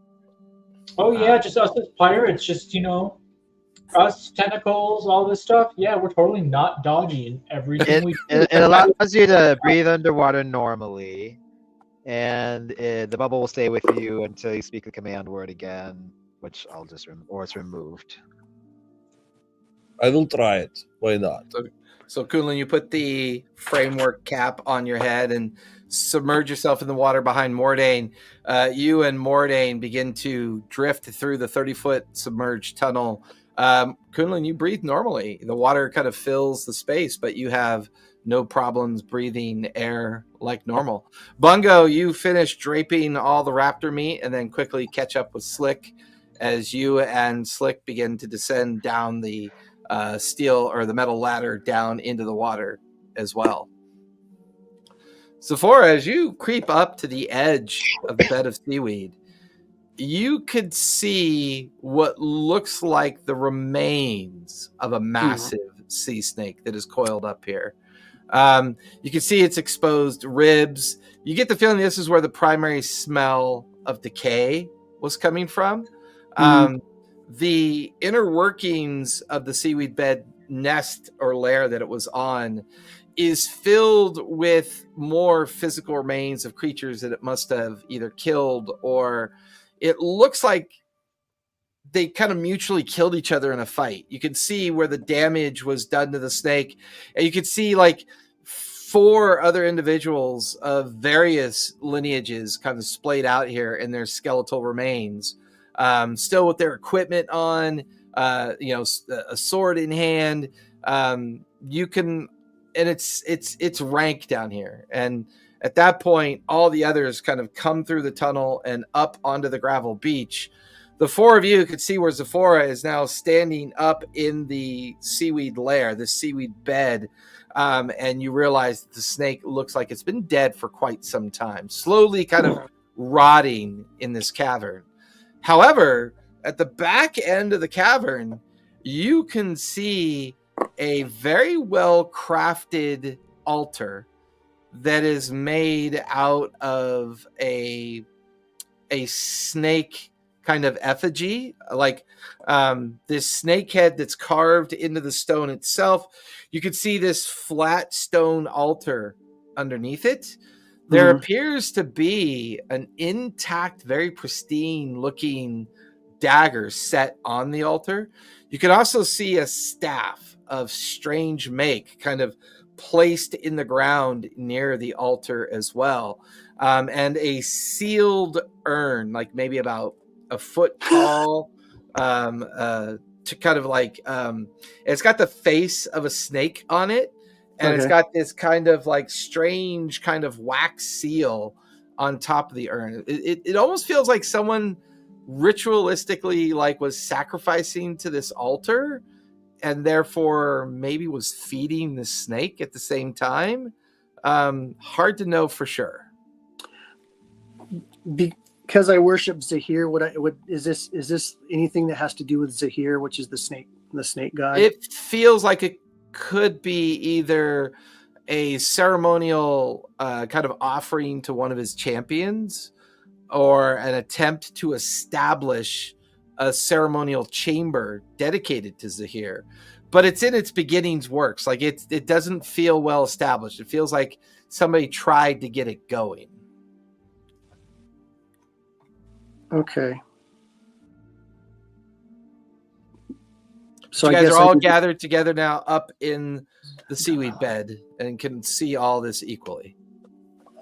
I'll look at that dagger and that staff. Okay. You head over towards the altar to examine the dagger and staff. What are the rest of you doing? I want to look around as well to kind of see what's there. What else religion-wise is there? Like that has to do with my the tenant, the deep sea. Okay, give me an investigation check. Zephora, give me investigation as well. As an 18. 18. Sorry. Oh shit. Come on. Go where I want you to go. Investigation? Yep. 12. 12. What's everybody else doing with your time? Loot. Give me investigation, Bungo. 6. I might this with me. Kunlun, Slick. Someone tries to again to sit down and kind of meditate, but sort of ignore all the senses but his hearing, and then ignore all usual, like, sounds of everybody walking around, blah blah blah, and like, water rustling, normal sounds, and like just basically if there's anything in the background potentially that stands out that is not normal, just like try to focus on that by blocking everything that's normal.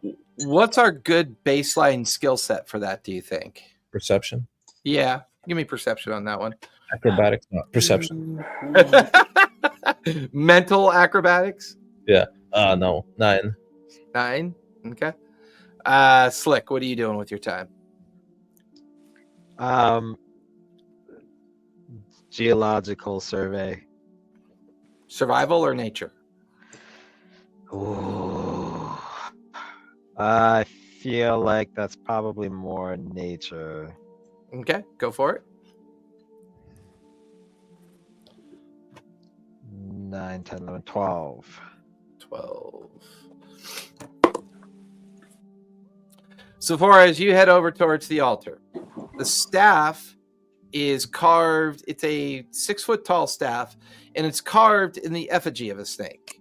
The dagger on the altar is, it appears the blade is an actual 6-inch long fang of a large snake, and the hilt is made of snake skin and snake scales, and the pommel appears to be a stone that is made in the shape of a snake eye. The altar does show signs of use. You can tell that there are discarded bones nearby, the urn that is sealed on top of the altar, and then the face of a snake on the urn as well. Once again, feels very ritualistic when you stare Right. at it. Does this remind me? Morning. Sorry, go Okay. ahead.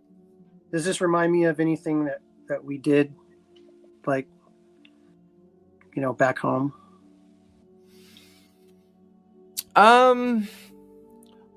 Well, give me a history check on that. Okay. 16. I don't think I have anything in history, so I think it's just going to be a 16. Where's history? Oh, so 17. 17. You get the feeling that somebody was trying to raise and train this snake and make it a part of a ceremony. Whatever happened to the person responsible for it, you're not entirely sure. You get the feeling that people were traveling here maybe under the guise of maybe this was a hidden treasure trove or some kind of hidden treasure chamber. They'd stumble upon it and either become victims of the snake, and therefore their bony remains, their skeletal remains would be left behind. But the group of 4 individuals that Bungo is currently searching through, he's checking their backpacks and their armor and weapons. You get the feeling that these 4 died defeating this snake. They probably succumbed to the poison. As you stare over at the head of the snake is 8 feet long by 4 feet wide, and the fangs in the skull of the rotted snake head are a solid 2-foot long series of fangs that jut out of the skull. The organs are long since gone, kind of rotted into the seaweed. Just the skin and some tissue are kind of left behind, kind of covering the skeletal remains of the snake in almost like a tissue paper like fashion. Bungo, you find 3 well-crafted daggers. They don't appear to be magical, but they're in decent shape. You also collect about 34 gold and 12 silver from all the kind of remains, like through the pockets and remains of the collective remains of the 4 individuals. One of the individuals definitely shows signs of being a wizard. You find a spell book that still appears to be intact. You also find an assortment of kind of like sundries that you would use for adventuring and other things. One of them does have a short sword that appears to be well crafted and possibly magical as well.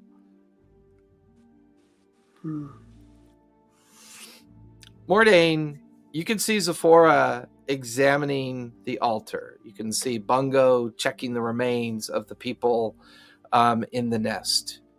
Two things occur to you.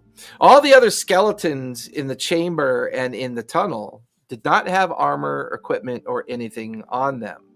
They could have been sacrificial offerings, maybe used on the altar that Zephora is currently examining. But there's normally sacrificial chambers keep little hidden secrets, a place where maybe the original person responsible for the chamber would keep the best items or keep the best offerings for either to use their wealth to attract people to the island or use that wealth to attract followers.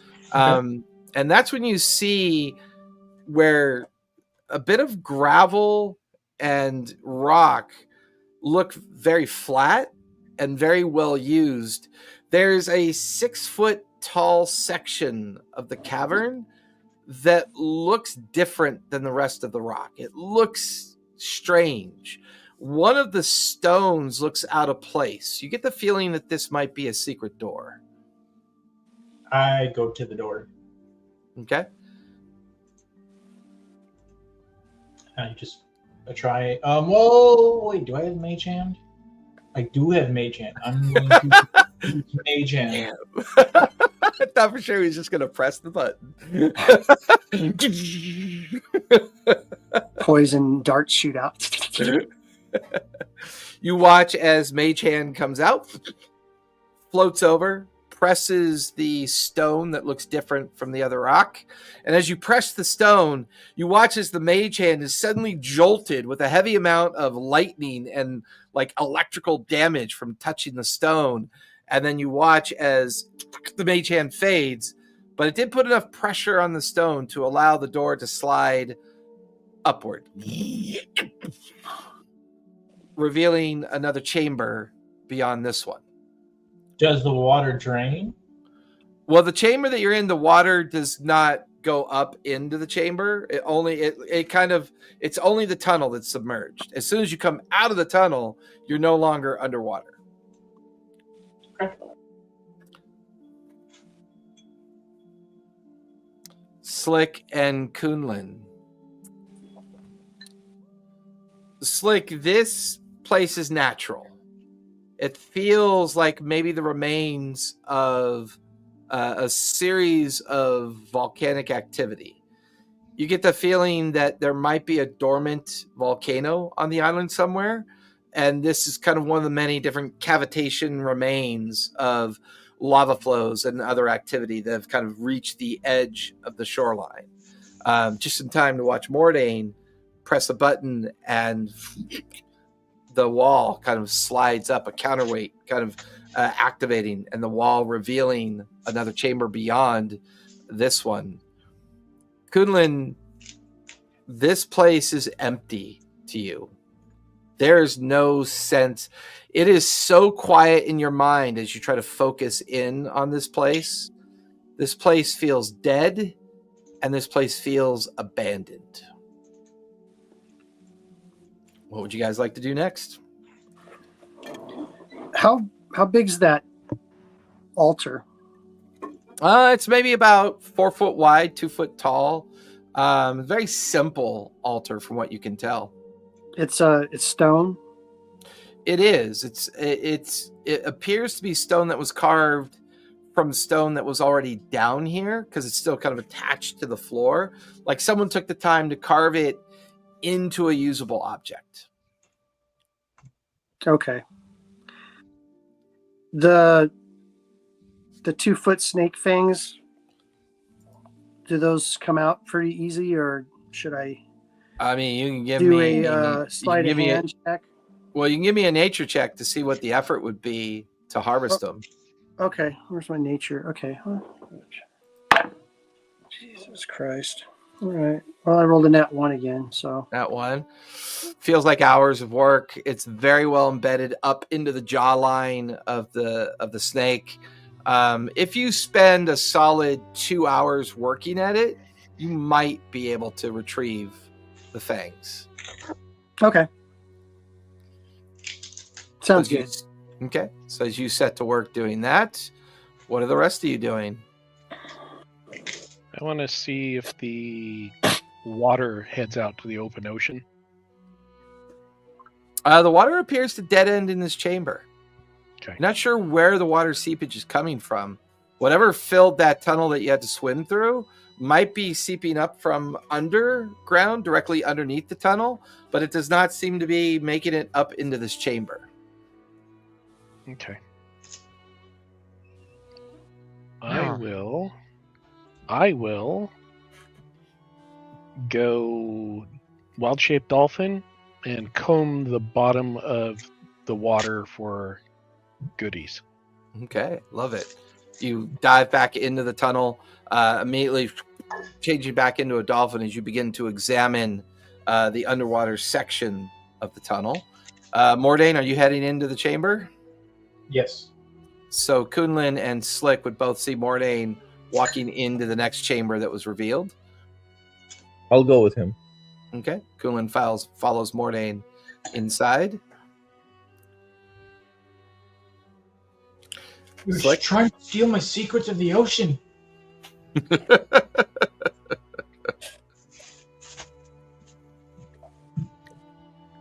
So go in and take a look around. Okay. What you doing, Slick? He's just continuing his survey. Okay. I guess. Mordain and you and Kunlin walk into the next chamber. Give me perception or investigation checks as you begin to examine the next chamber. Oh, I just realized earlier when I requested a bardic inspiration, I played Creed for so long, I forgot I wasn't playing a bard, and it just clicked. I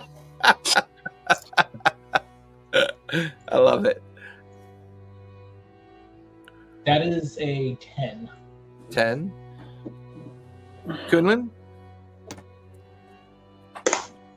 Sorry, what's the question? Investigation or perception as you walk into the next chamber.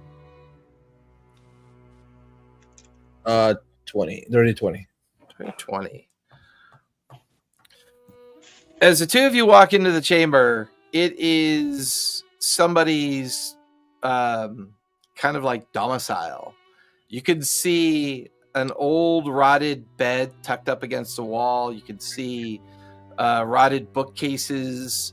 You see a rotted table.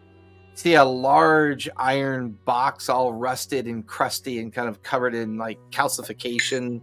And lying on the bed, kind of face down, you can see a skeleton remains covered in a very kind of nicely made and still well preserved snakeskin cloak. But the other clothing and things that they were wearing are all kind of just turned to mush and shredded tatters all around as well. There's a feeling that you have found the owner's chamber to this place. The ocean led me here. The cloak is mine. Mordain, you go over to the physical remains and examine the cloak. It is made of a fine kind of snake skin.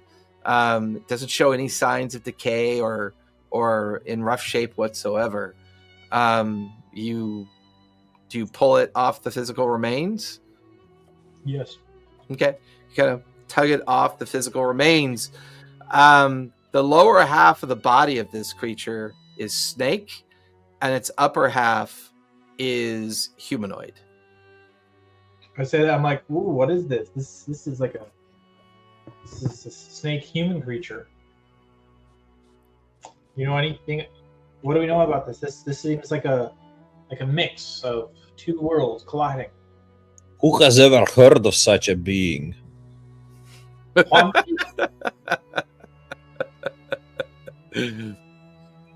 I don't have any subclasses for the thief. Why are they coming out with an assassin subclass for the thief? I think they do have one, don't They they? don't. They got thief. Did you? No, because I was an assassin when I played What's Her Face. Yeah. No, Yeah. for the new system. Yes. Yeah, I believe they have that I subclass. see the sub. When I see the sub, And my content's turned on, so you should be able to see it. I'm pretty sure I have that book.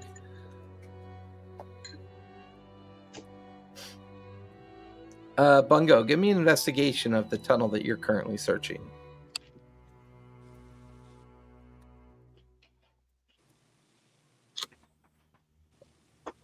Couldn't hear you. 11. 11. Other than little air bubbles from time to time that you can see kind of like percolating through the the rock and gravel at the bottom of the tunnel, these skeletal remains are picked clean. There's no sign of any equipment or items on them. As a dolphin, I have blind sight 60 feet and passive perception of 15. This flooded tunnel feels naturally occurring to you. You do see the physical remains of an attempt to put temporary stones in place to block off the tunnel, but they have been removed time and time again. You get the feeling that as people have arrived here, they've made their way into this interior chamber by moving these stones out of the way, and then someone would put them back, move them again, put them back. But the last time they were moved, no one seems to have taken the time to put them back. Gotcha. Okay. When I've exhausted that, I will hop out of the water and shift back. Okay. And find the others. Yeah, Kunlin and Mordain are currently examining the other chamber. And Zephora is harvesting the 2 large fangs off the snake skull at this point. While Slick is still counting stratolines on the wall, trying to figure out something about the geology of the place.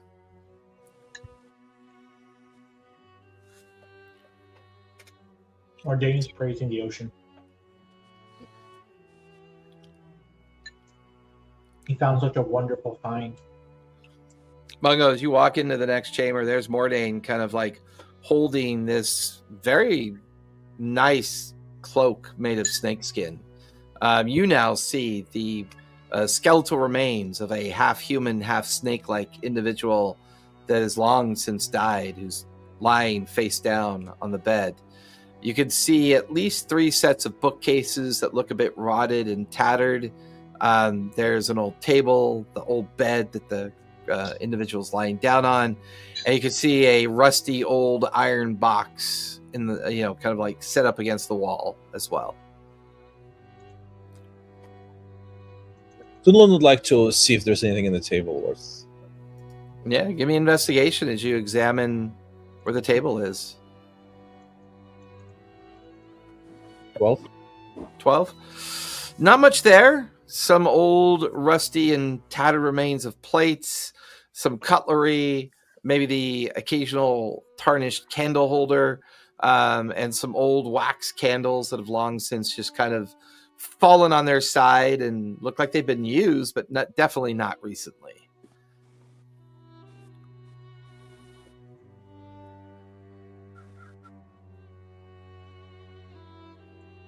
Anybody else? The urn with the snake on it, is it on a table or is it one of those like floor spaces? It's small. It's only 2 feet tall. It's sitting on the altar, whereas Zephora was examining the dagger and the staff. By the way, Zephora, do you take the dagger and staff? yeah, and I kind of want to cover this whole little grouping of stuff because I'm thinking about making a shrine on the ship. Okay. While you've taken the staff and the dagger and gotten to work on the dead snake, Slick, you kind of come over to where the urn is, and there's an engraved face of a snake on the urn. Well, the reason I asked is because Sleek is going to get curious. He's going to start trying to climb up it and try to look inside and maybe knock it over by accident. Kind of like a cat thing. You watch as the metal crab kind of climbs up onto the edge of the urn, and then as he does, it kind of tumbles over and cracks open. There is a golden object that spills out of the urn. It's maybe 6 inches long, 3 inches around, in the shape of an egg-like silhouette, but it appears to be gold, however. He's gonna chirp over, kind of like, "Ah!" Like he's excited, and Oh, there it is! There's the treasure! Yay! I run over and pick it up and start examining it. Yeah, you pick it up. It's actually quite light. It feels hollow, but the surface of the egg is definitely gold. But it feels hollow and light. It almost feels like maybe a ceremonial object or something that was offered, but it could definitely have value. It looks expensive and it looks very delicate. Oh, the monetary value on this has got to be very high. Sephora, look what I found! I'll look at it. Yeah, as you look over, the urn is now cracked open and Slick is holding this golden egg. Give me religion or history check, if you would, please, Sephora. Okay. Fuck me. now one again. Ask nicely. Yeah, a 1. Man, you need to sterilize those dice. I'm gonna start using the other die. Okay. Right. Yeah, this doesn't look familiar at all to you. There's a sense that it's valuable. It's definitely meant to look like a snake egg, but it looks to be made of gold. Definitely not something that you've ever kind of seen before. I'm gonna take it back. Can I get Okay. a vial? He's gonna use it as a glass and as a stethoscope thing, and put glasses against walls to listen to the other room. Basically, a vial to do that, and be like, ting ting ting, and he's listening to it. Yeah, give me a perception check as you do that.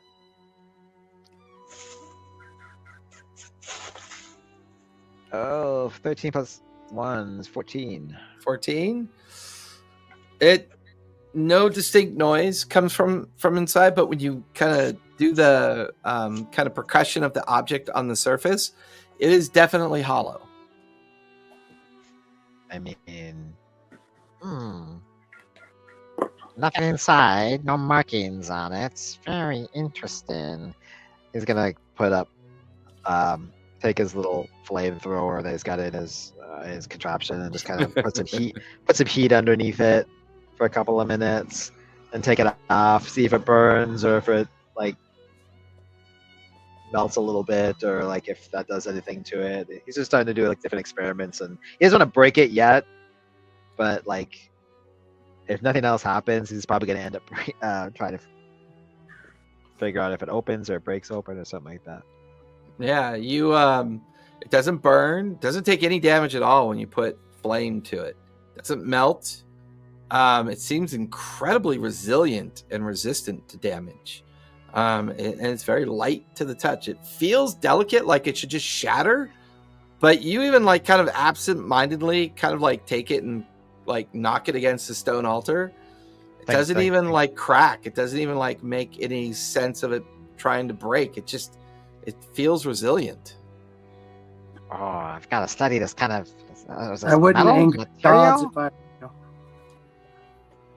What was that? I wouldn't anger the gods if I were you. Oh, I haven't put much stock in gods, so I guess I don't need to worry so much about that. But Can I look at it? I'll hand it over. I love the hesitation. Slick is genuinely thinking about it. Don't we want to do something to tell the gods? With your eyes, not with your hands. We want them to hear us. I'll concentrate on this thing because it looks, it's snake-like. I'll give it a shot. You can give me investigation or religion. Oh, I'll use investigation. Okay. But it doesn't really matter because I don't suck at investigation too. All right. Let me try to remember if there's anything he might like. That's better. 16. 16. You can give me a history check, Kunlun, as you can see that Sephora is kind of holding the egg and examining it. Well, I was gonna say from based on his religious Oh yeah, you can give me a religion check as well. Yeah. Aren't you in the other room though, with Morden? he has come Came over. back. 15. 15. As you come out and see Zephora like holding the egg and examining it, there are legends of rebirth, and rebirth comes in many shapes and sizes of forms of rumor, mythology, lore, and they all center around the idea of the golden egg or the golden beginning or the new golden light or the new. You get the feeling that this egg that Zephora is holding is a single component of a wider kind of mythology. This egg might be the beginning of finding more items that connect with it, and then might reveal something a little bit more deeper or darker. You get the feeling that the individual's remains who lie in the next room. Question: does Kunlun or Mordain or Bungo describe the remains in the other chamber to Zephora? Sure. Yeah, I would. Okay. I'm still in the other rooms, looking around and ransacking it, and Okay. checking under the bed and for hidey holes and all that. Yeah, shit. give me investigation on that one, Bungo. Hey, Zephora, we found something that is like half human, half snake in the other room. It has a snake-like bottom and a human top. I want to go see that. Okay. You hand the. Give me back my egg. Give me back my egg. Did I get anything from my investigation or? Between you and Kunlun, you both agree. Like, you kind of talk about it briefly, although it's not directly connected to your culture. The idea of Yuan-Ti culture having a rebirth mythology isn't really all that different than, say, the goblin mythology of rebirth or the human mythology of rebirth. Many cultures and many mythologies kind of describe the beginning of the golden era or the golden egg or the golden dawn. You and Kunlun feel like this thing's attached to a ceremony of sorts, but you're not sure completely what that might be. Slick, Give me back my egg. don't hurt it. All right. I won't hurt it. I mean, it can't really. It can't be hurt anyways. It's it's impervious to damage. Well, resistant, but How did definitely you looks figure like it would that be an out? effort to break it I up. don't know that. Well, I would say just by the mere fact that you knocked it on some stone and it didn't even make a hairline crack. Right, he thinks it's impervious. Like he thinks it's Yeah, well, that's fair. He probably thinks it can't be opened. Kunlun touches the egg and like tries to concentrate his consciousness and like tries to see if there's anything sentient inside at the moment. Give me a perception check on that. Zephora, you walk into the next chamber where you can see both Bungo kind of examining the remaining kind of spaces in the chamber, the bookshelves, the iron box, and underneath the bed. Like, Bungo's like trying to see if there's anything else that might be here. You come over and you see Mordain currently has a snakeskin cloak draped over his arm, and he's standing over by what you recognize to be the skeletal remains of a Yuan-Ti, but not a true blood. This is more of the traditional tribal Yuan-Ti that dwell in most of the jungle dwellings of the world. So like the bottom snake body and the top. Yeah, like you And can see with the the snake head. reticular. Yeah, like much more Like of an a. abomination. Yeah. Well, an abomination would imply something that wouldn't be all that clever or sentient. Well, they call it that, but that's Right. But Like this the snake feels with like this would feel like a more traditional feral Yuan-Ti that you'd find in the jungles. okay. What'd you get for your investigation check, Bungo? 18? 15. 1 5. 15. Okay. And I just had the most awesome idea in the last session. I should have shapeshifted into a jellyfish and joined the mass. That would have been fun. Yeah, that would have been cool. Ugh. You would have been rolling up a new character. Anyways, I got I got 18 on my perception of the egg. 18 on your perception. Kunlin, it's not sentient. It doesn't hold a consciousness in the egg. But there's definitely an energy in the egg.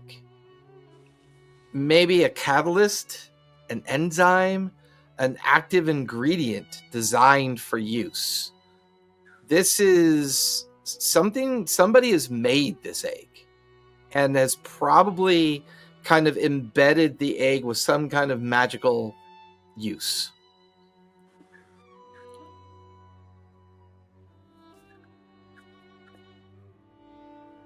Is there anything in the chamber other than that gives me a hint of what he was trying to do?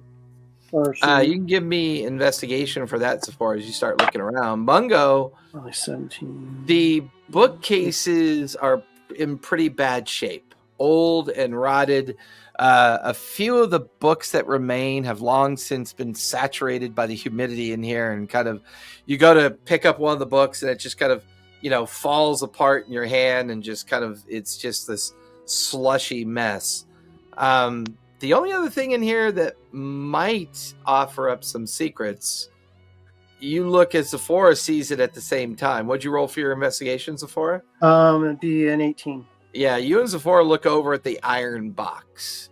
It's got a heavy iron lock on it. It's very rusted and crusty on the outside from all the humidity of being inside the cavern. Everything else seems to have succumbed to the natural decay of the environment.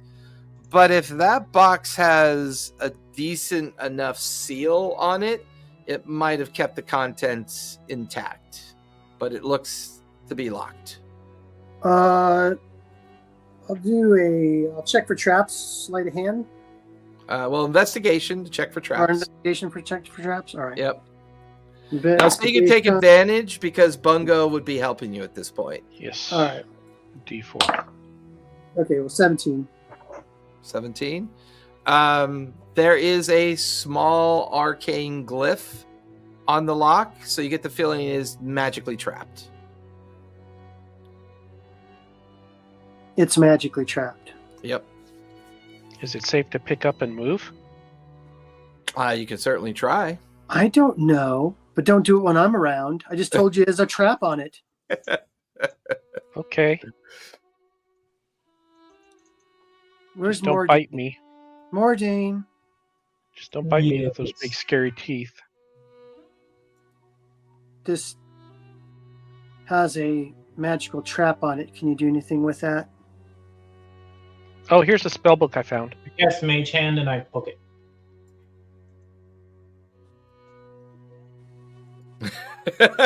What'd you just do? I cast Mage Hand and I poke it with the Mage Hand. Oh, poke what with the mage hand? The box? Or the Yeah. lock? The lock. The box or the lock? the Because the lock glyph. has the glyph on it. The lock. The lock? You guys watch as mage hand drifts away from Wardane and the mage hand touches the lock. Once again, you watch as a kind of green energy kind of crackles, and the glyph dissipates and the hand dissipates with it. The lock is still locked, but the glyph is gone. Okay. I'll That'll be 10 gold. attempt to pick the lock. Zephyr goes, no, I will give you 10 kisses. That is a good negotiation. I say. So, 16. 16. Are you using a lockpick or just Yeah. or Yeah. so you have advantage? Oh, I do. Okay. Yep.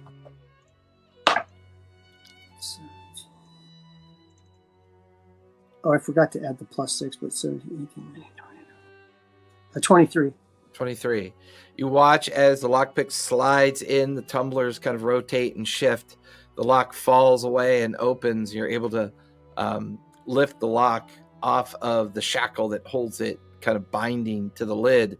The lid appears to have rusted shut. So you get the feeling that it might take a crowbar or something to jam in there to kind of pry the lid open, or might take two people to open up this lid. Okay. Maybe Kunlun can help. He's strong. Maybe. I don't know. Kunlun He is dies a right. lot. Everybody else is kind of a weakling, I think. I know I am. Slick doesn't look that slick. Mordain, he's a lithe little magic user. He's a lithe little magic. Bungo, nah. Do you have a high strength, Bungo? I have a what? Do you have Of a high? course. 16. Oh shit! Well, open this thing. No, 8. 8. Oh, I was gonna say That's like a starting minus at big 2. Bungo? All right. Okay, so do I see anything we could use as a pry bar? Because I want to use like one of my daggers or something. I guess I could. I mean, yeah. I mean, you just need to kind of like. Oh, break how about one of those like common daggers or swords that they found? Yeah. You grab one of the like just basic swords that basic Bungo one. had found, and you Right. kind of jam the tip into the edge of the box. I'll say whoever's helping you will give you advantage. So give me a strength check. An inspiration or guidance. Guidance. You have a D4. All right. I hate the D4s. They need to make a new D4. So, what am I doing? Oh, strength check. So, yeah. So 19 with the 19, D4. yeah, that'll do it. You jam the tip of the sword in the edge, and you kind of like rack it really hard with your fist, and then pull up on the lid at the same time. The lid pops open. Inside is a perfectly intact leather tome. It appears to be locked with a latch, but not necessarily with a key, just kind of like a brass latch that keeps the book sealed. On the top of the book cover, you can see an image of an image of a snake face is on the book. You could see a small leather bag that looks like it contains a bunch of gems, coin, and jewelry in the leather bag. You could see 2 potions. You can also see what looks to be a small map case rolled up inside of the box as well. All of it appears intact. So when it rusted shut, it kept everything nice and airtight inside. Okay. Oh, you got to take it out through the water. Left it closed. I'll look at I'll do an investigation on the little latch to see if it's got any traps on it. Yeah, give me an investigation check on that. 15. There is a small needle on the latch that looks like it expects whoever's to use it would require kind of like a blood sacrifice to the latch, and therefore would allow the book to open. I'll do it. Okay. You press your thumb on the needle, a little bit of blood kind of runs off your thumb and onto the latch, and then watch as the latch opens up. All right, I'll take a look inside what's in there. You flip through page after page, and every single page is blank. Damn it. Slick, give me another survival or nature Give it check, some more if you blood. would, please. Slick. Sephora, give it some more blood. Let me see that egg. Oh, If I hold the egg, do I see anything on the pages? I don't know. Does Slick give you the egg? no. I give it back to you, Slick, and I'll give it back to you again. I just want to see if I can see the wording in this tome. Fine, okay. I'd say be careful I'm with grasping the at straws so you at don't this have to. point. I'm about That's ready a to chuck this 14. thing and go back to the ship. Yeah. That's a 14 on nature. Okay. Slick hands you the egg, and as you hold the egg, the pages are still blank. He snatches the egg back real quick. Knew that Bungo wasn't gonna will work. Prick Jeez. his thumb and drop a couple of drops on the page. Yeah. There are now bloodstains on the page. Thanks. Maybe you just gotta speak the words. Slick, at the very back left-hand side of the cavern, there's a slight collapse. And you can see little bits of daylight poking through above the ceiling. There might be another way out of the chamber. All right, while they're doing all that, he's going to. I mean, I'm not going to pick up these boulders, but he's going to like. I'll give you back your egg so you don't have it. Oh, I snatched it from you. I snatched it from you. I said, give me that bag. That's my Yeah. precious. My I was precious! I was like, I knew that wasn't gonna work. But okay. You guys continue figuring this out. I'm gonna look for an exit, and He's going to take Sleek, and Sleek's little crab. The big claws are going to turn into little drills, and he's going to start drilling away. Yeah, he scampers up the backside of the cavern and up into the ceiling and rock area. Before long, you lose sight of him, and you can hear the little drills kind of working, the little magical drills working. And little bits of crumbling rock and sand begin to kind of fall from about 8 feet above. And a little bit more breaks open, and a little bit more breaks open. Now you can hear, you can hear the seashore, you can hear the wind. You can even hear Captain Sable. Anybody here? Where'd you guys go? And you can hear the sounds of other crew kind of arriving on the beach, people calling out, and then finally just a sense that opening kind of opens up even more, and then Captain Sable sticks his head through the hole down into the chamber. Oh, Slick. I thought I saw your crab making a bit of a fuss up here. Is everybody all right down there? There's a lot of dead raptor skeletons and raptor flesh and stuff hanging about up here.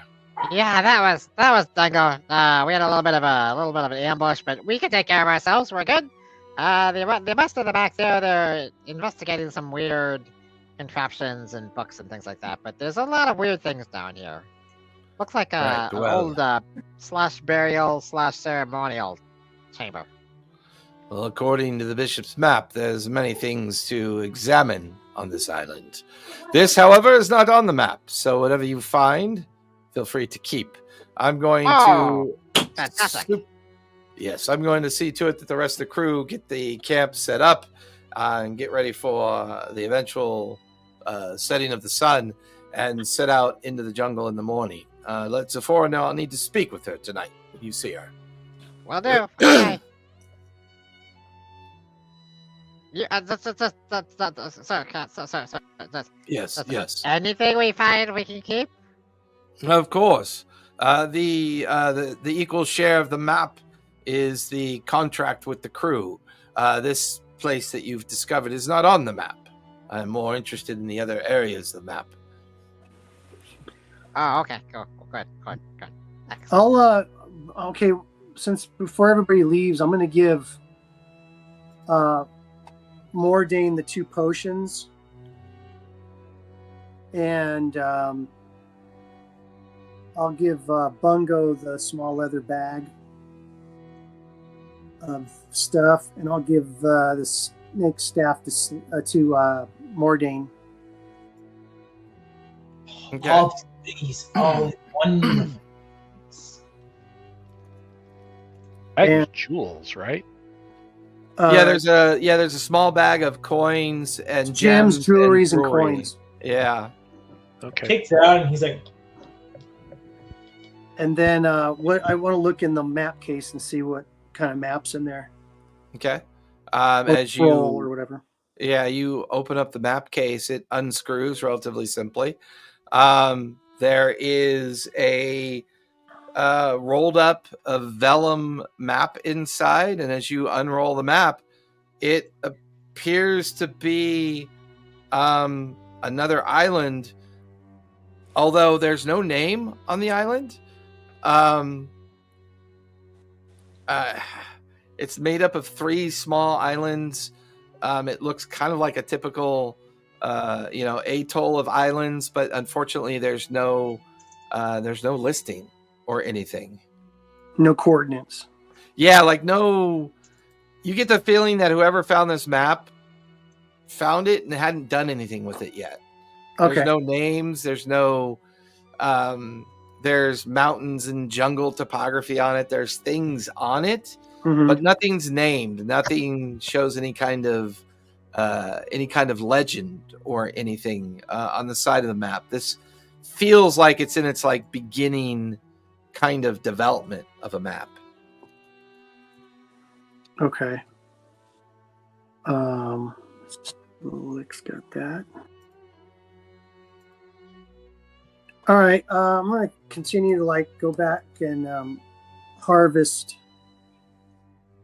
those 2 fangs. Okay, it'll take you another couple hours, but you eventually harvest the 2 fangs. Mordain, you and Bungo and Slick kind of pick over the entirety of the chamber, not really finding anything else of specific value. What's it look like this thing died of like old age? It just laid in his bed and died, or was it the Yanti in the bed? Yeah. Give me a medicine check as you examine it. 16, 17, 18, 19. 19. You find signs of a very significant wound around the neck and shoulder bone area. This person was struck down and killed. Okay. And it doesn't have anything on its body. It must have been. No, all the only thing that was on it was what Mordain took, which was the snakeskin cloak. A cloak. Okay. All the other fabric and clothing it would have been wearing would have rotted from the humidity. Okay. All right. Okay, I'll leave. Identify the cloak. Mordain, What's that, Mordain? I'm giving you the I'd like to spellbook, identify the cloak. Okay. and I'll hand Mordain the spellbook I found. Okay. The dagger, the 3 nice daggers go to Zephora. The magic sword, I guess, goes to Kunlun. Slick, do you use the sword? No, Kunlun doesn't really use like martial weapons like that. Yeah, I've got that one snake, that fang dagger. I like that a lot, so I'm probably going to keep that. And you gave But- Mordain the snake staff, right? And I gave him the snake staff. I'm I mean, gonna, I don't know. It just seems like he's a staff guy. Or no? I'll trade you the Mordain. I'll trade you the spellbook for the staff. I'll give him the staff. Okay. Cool. Thank you. And then I guess I can't take the statue, but all right. So Mordain, are you casting Identify? Yes. Are you ritual casting it or casting it regular style? Cast. Cast casting. Give me a casting roll. Is that level 1 or level 2 spell? Level 1. So you need to roll 11 or higher. Well, that And you add your spell casting modifier to it, of course. is a 5. That's a 5. Shit. Your spell fails. Go ahead and give me a D100 if you would, please. Block of cheese.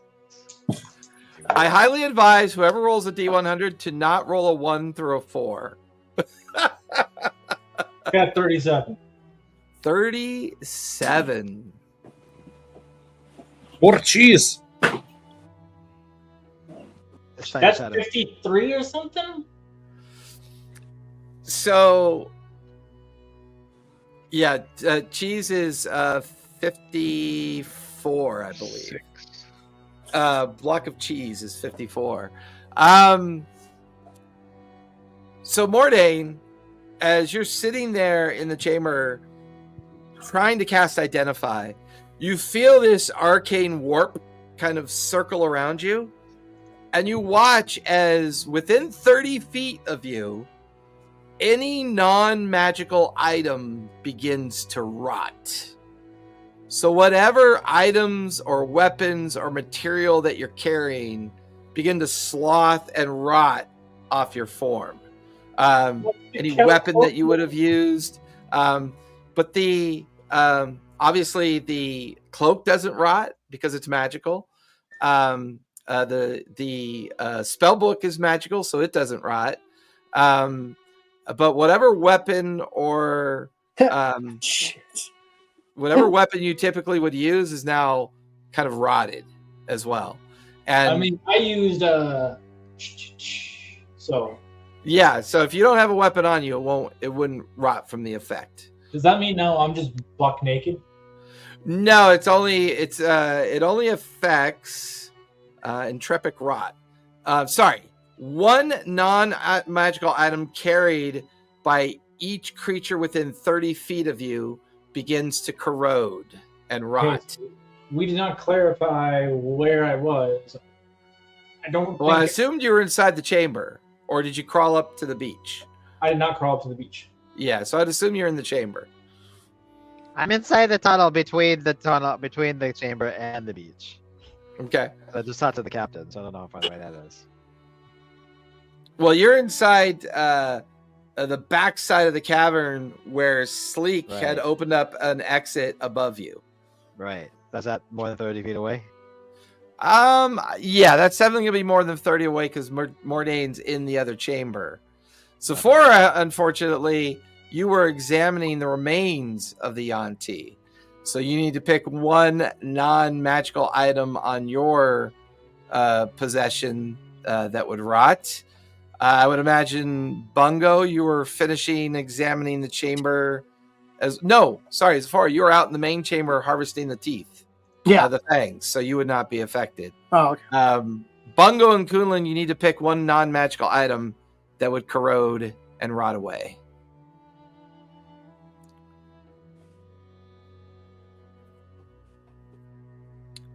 Thanks for coming to my TED Talk. Of course, Mordane, you are free to try again if you'd like. I'd like to try again. I have identified two if you want to ask me. One of the nice daggers is gone. Okay, that has corroded away to nothing. Imagine Kunlun's like, oh, my flask! I'm just standing there. I will cast it via a ritual because I'm something tells me rituals more successful. Yeah, a ritual does not require a casting roll. That automatically goes off after 10 minutes. I'm gonna do ritual casting then. Okay. Slick, are you identifying anything as well? Oh, I might as well identify that egg while he's drilling and all that kind of stuff. Well, it's already open because he talked to the captain. So like he's gonna walk outside of the opening. Okay, of climb the- up what we and built. pull yourself through the opening up above. Yeah, and because like they're doing this shit and like I don't see anything. I'm sure they're gonna take whatever they're gonna take. I'm sure they're good. So he's gonna sit on the beach sand and start a ritualistic. But his ritualistic stuff isn't with magic; it's with like identifying tools and using Right. And what are you going to focus on? Can you take a look at this staff and the sword too? Is it 10 minutes per item or 10 minutes? It's 10 minutes per item. I'm gonna do the egg first because Okay. I And don't Mordaine, know you have those items. You're starting with which item that you have? The cloak. The cloak. Zephora, since they're in the process of doing all this, you successfully managed to harvest both of those massive fangs from the jawline of the snake. But it does kind of ruin and mangle the skull itself in order to kind of pry those huge fangs out. And the fangs are hollow. They are hollow. You get the feeling that this was a very poisonous and very dangerous snake when it was alive. Mm. Mordaine, the cloak is called the Cloak of Offering. It gives you advantage on religion checks.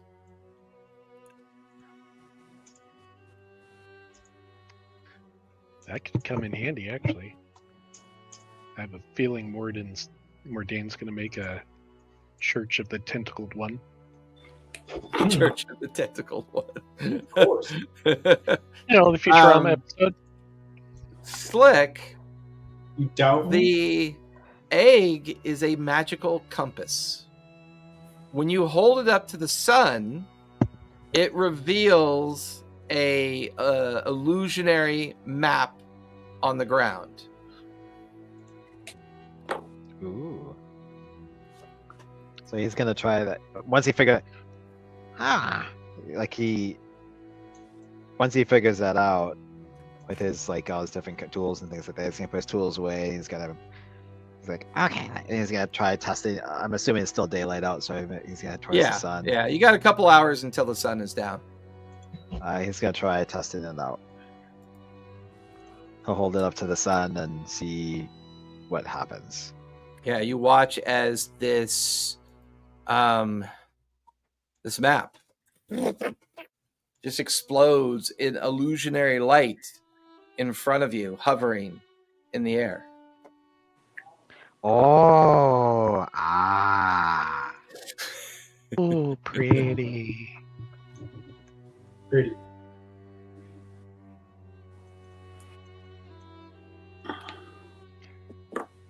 What do you reveal to me, my precious?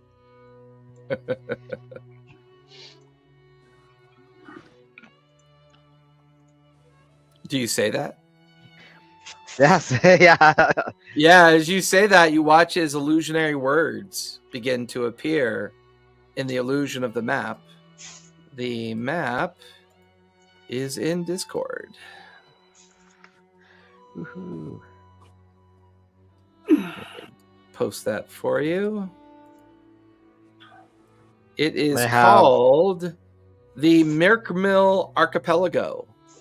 It shows you the Bright Woods, a den called the Den of the Silent One, three large towns, Daggerfell, Palefield, Copper Corner, as well as Blackcore Range, the dunes of the Eaglegorm, and then a series of two smaller islands, one called Green Beach, and the other one is unnamed. Oh. He's gonna race. He's giddy. Oh, this is awesome! Oh, this is amazing! This is amazing! And put the egg away. He's gonna race towards the captain to disclose that to the captain and show the captain. Hoping he gets another gold piece. or Well, platinum what piece. do you have here? It's like, oh my. You found... Pulls the egg out and pulls it up again to the light and let the thing reactivate. He immediately calls for his first mate who comes running over. Work with Slick to make a copy of this map. Let's see if it makes any sense.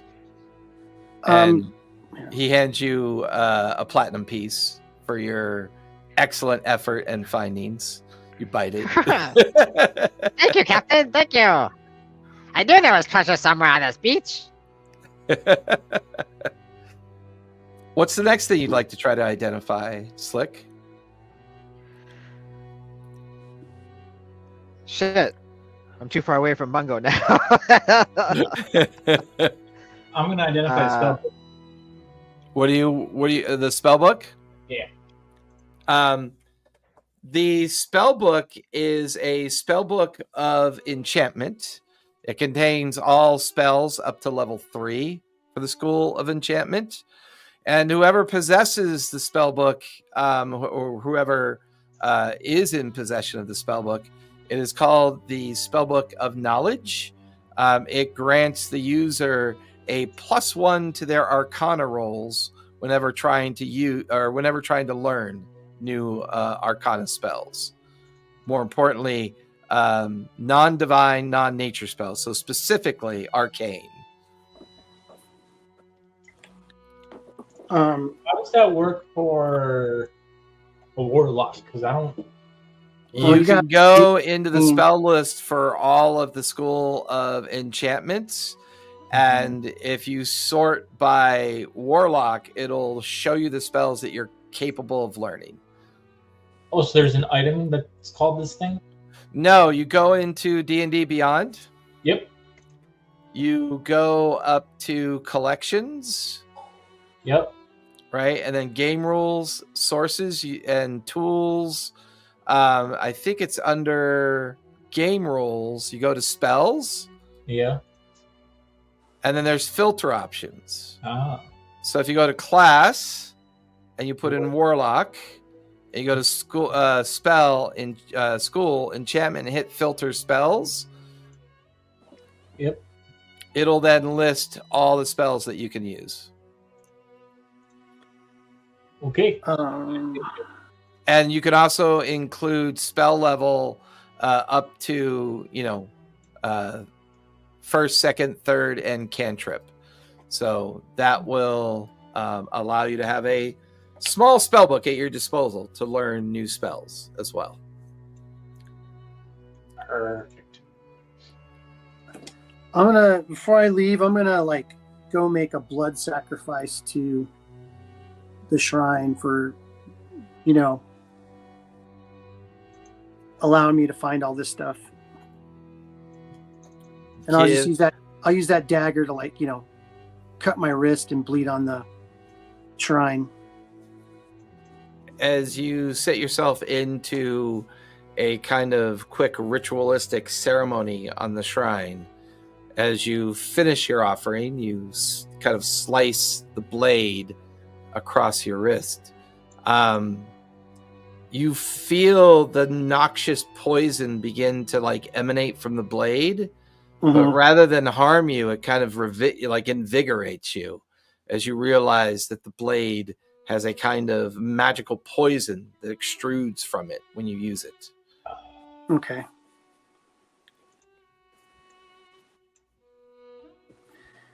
All right. I think Zahir, and then I gather up all that stuff and I climb out of the hole. Okay. All of you are now gathering on the beach. Go ahead, Kunlun. Kunlun wants to try something. Okay. He wants to meditate in front of the corpse of the Yanti. Okay. And instead of having a vision about Yanti, kind of have a vision about karmic forces resonating from Yanti, and see if he can have a vision of anybody still alive who was involved. Might be connected with the Yanti. Yeah. Interesting. I like that. This feels different than perception, though. What would be another skill that Kunlun would use other than perception for something like this? Insight. Yeah, insight. That's always a good one. Yeah, give me an insight check on that one. 15. 15. The map that was on the back of the bishop painting described a place called the Keep of Illusions, an area called the Eastern Mountains. You feel a psychic connection with a group of Yanti that are up in the Eastern Mountains, and they seem to be desperately searching for something. You're not sure what it is, but they're lost. They're up in this mountains in the center of the jungled island, desperately trying to find something, and they appear to be failing miserably at it. And you feel a sense of dread and worrying from these Yanti, like they're going to fail bringing their master back to life.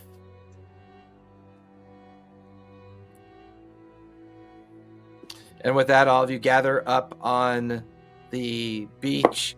The encampment is busy with other crew arriving, setting up more tents, setting up a field kitchen, a feeling of kind of like a place of coming alive. There's maybe a little bit of time left before the sun sets. Is there any other identifying anybody wants to do? I will help identify if you want me to. The staff? Yeah, maybe the dagger too, just so I know exactly. Okay. The staff is a staff of charm. Once per day, you can use the charm spell effect with no negative no casting requirements, and it would act equal to the charm spell effect once per day. The dagger is a dagger of poison. It's a magical dagger +1. does an additional 1d4 poison damage on top of its normal damage. Okay. Okay. Mango, have you come out of the? Are you coming back on the beach yet, or? Yeah. hmm So I'll, if Mango asks, I can identify one of the items that he asked originally for. I'll go talk to the captain too. I guess he wanted to talk to me about something. There was Okay. that magic sword. Oh yeah, there was Oh a yeah. magic. By short the way, the sword, captain yeah. wants to talk to you. Oh, all right. So our captain wants to talk to you. Why does he really want to talk to me? Why does he even put me in charge? And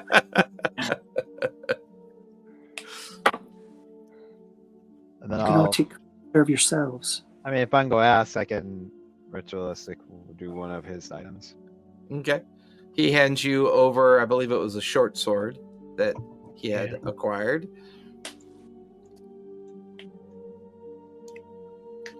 It is a short sword +1 to hit and +1 for damage.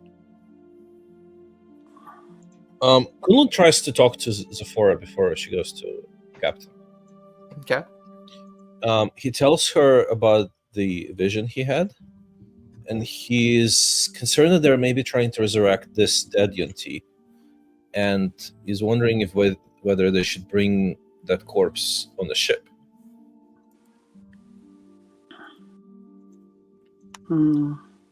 No, I don't think we should. It could be dangerous. And I stole his cloak.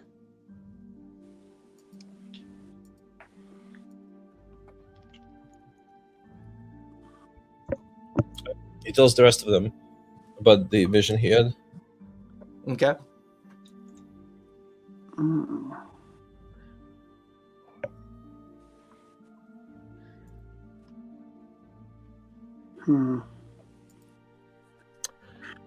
Okay, I'll go to the captain. I'll give him that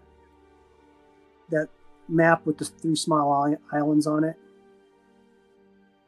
As you unfold that map, you can already see that Slick and the first mate of the Leviathan are drawing out an illusionary map from earlier, and it seems to match the map that you've extruded from the case.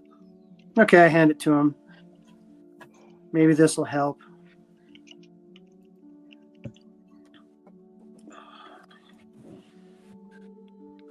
Oh yes, there seems to be correlation between both of these. This will help quite a lot. Thank you. Yeah, no problem. Glad. Are you ready for that interview? What? About your teeth. Not yet. Okay. About your teeth. Totally fine. I'm busy here mapping this anyway, so it's okay. It's okay. Maybe later. It's just a spell, Slick. I don't have fangs. Lie. Rolling insight on that. Rolling deception to counter. I got Go for 18 plus 1. I got a 19. All right, where's my deception? Deception. Milton Bradley's new game. There it is. Come on. Yeah, you know I'm lying. Okay, so I happened to see it with my own eyes, and I didn't see any magical effects. It was just kind of like this natural thing I could. I'm just curious if it's not magical, but were you born with that, or like did you grow into it? I mean, we don't have to do the interview now. I just was, I'm just super curious. well, if I tell you something, it'll be tit for tat, Slick. You'll have to tell me something about yourself. Absolutely. What do you want to know? What's your greatest fear? My greatest fear is never figuring out what the intricacies of the eternal alchemy. Sounds like an uphill battle. You wouldn't believe. My entire backstory is all about it. Ugh. There's probably people with insane trying to find that out. Well, actually, I was a part of a group way back when called the Inquest, and they promised me that they were going to help me with it, and I kind of had some, I guess you could call it boo-boos or miscalculations, and I got kicked out. I don't think you're trying hard enough, Slick, because you're asking me about things about myself when you really should be asking things about yourself. Whether or not you can conquer this, find out the true secrets and the meanings of life for yourself.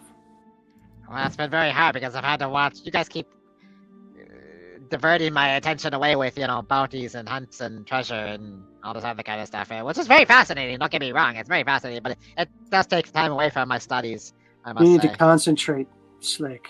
Concentrate. I turn around and walk away. You're the captain. Well, I mean, you're the in charge of chap. Good talk, thank you. I'm not. I'm not in charge of you, Slick. Do what you want. He just shrugs his shoulders and goes back to the map making with the other guy. Bungo's gonna make steak dinners for everybody. Woohoo! Bungo, what's your main your wisdom, right? Well, yeah, I'm gonna use wisdom to not poison everybody, nature to make sure I'm using the best cuts of meat, Okay. insight to make it taste good, and perception to see if it does taste good. Go for it. Give me those 4 rolls. You're not technically proficient in the cooking ability yet, but you're getting there. So, first of all, survival, so I don't poison anyone. 13. We have a map of this island, don't we? Nature Yeah. for the best. Yeah, it should be in cuts. Discord. I pinned it. Okay. 15. Insight, so how I think it will taste good. Also, oh, that's a 20. And then my Nice. perception. 18. Yeah, I think it tastes all right. Yeah, give me a D6 if you would, please.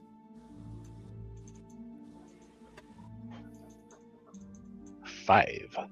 Anyone who eats this meal gets 5 temporary hit points for the next 24 hours. Nice. Attack the meal. As Sephora heads off to go talk to Captain Sable, Slick and Sleek are helping the first mate finish drawing up the map. Bungo is cooking. Kunlin and Mordain, what are you guys doing at this point? Where do we land on this map? You guys are... There's a little town and there's a little skull. Yeah, the town is unnamed. Yeah. You guys arrived at where the inlet of the river. You should be near a place called the Keep of Illusions. The jungle edge, it kind of surrounds the entirety of the island. But it would appear that what's called the Eastern Mountains are the core of the island. So you would be right where the river starts running Into the mountain. Yeah, into the mountains. On that beach. So he said that these Yanti were in the Eastern Mountains. Correct. Desperately searching for something, hoping and frustrated as they're trying to figure out a way to bring their master back to life.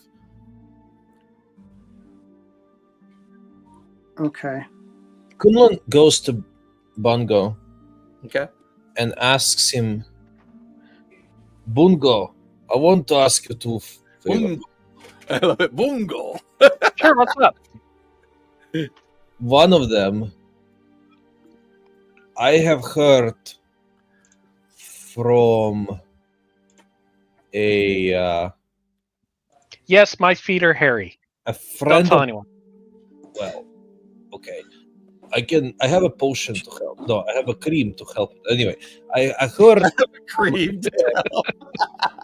I have heard from a gnome It burns! It burns us precious. that there is a special kind of mushroom that can be grown that could help me with my visions. I was wondering if you could grow a mushroom like that in your compost. 20 not natural for a nature check. Yeah. No problem.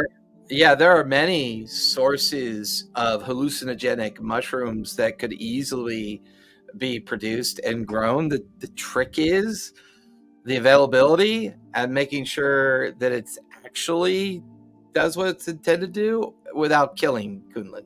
And federal laws. limiting shipping. You're pirates. What do you We're care? pirates. Federal laws.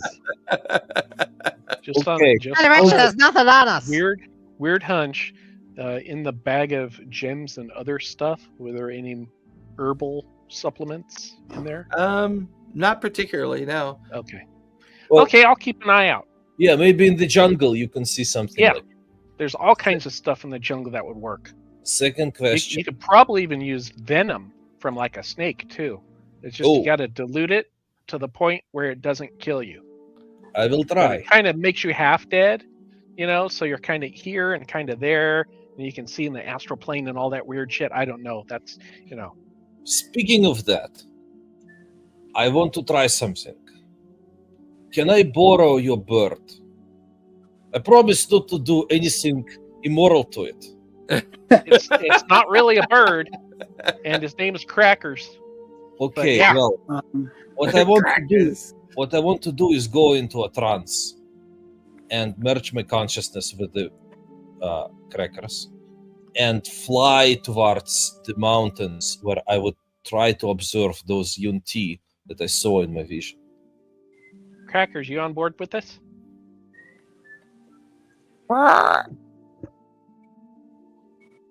Is that a yes or no? I don't, Yeah. I don't speak No? cracker yet. He's like, I don't speak bird. It's Come on, kind of like answer one of me. those movies where it's someone talking for like a minute, and then the subtitle is no or yes. So he just says, He says Okay. yes. Don't fuck with him, okay? Well, like I said. No, I was talking to the bird. Oh, okay. Crackers, don't fuck with him, okay? Okay, so Kunlun will try to do that. Like just like Okay. go into some sort of a trance where his body is like totally non-responsive and merge his consciousness and free will into the bird, into that person.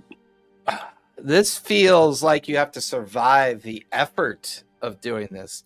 This feels like a save. What would be a good save? For this? He goes to eat some of the stew first. Yeah. Get that extra 5 points of temporary healing. This kind of feels like either an intelligence save or a wisdom save as you're trying to kind of fuse your mind with this magical creature. Let's go with It's a wisdom. Fae. Okay, That's go a for Fae, it. So, You get a Let's- D. Oh no, it's D4 is for ability checks, not saves. and I will give him guidance as he does Guidance it. is ability checks, not saves, unfortunately. Gotcha. Dang. Okay, so What'd you wisdom Yeah, save. wisdom save. Yep. Could use dexterity? No, I'm just kidding. All right, wisdom save. Dirty 20. Oh, very well, very well.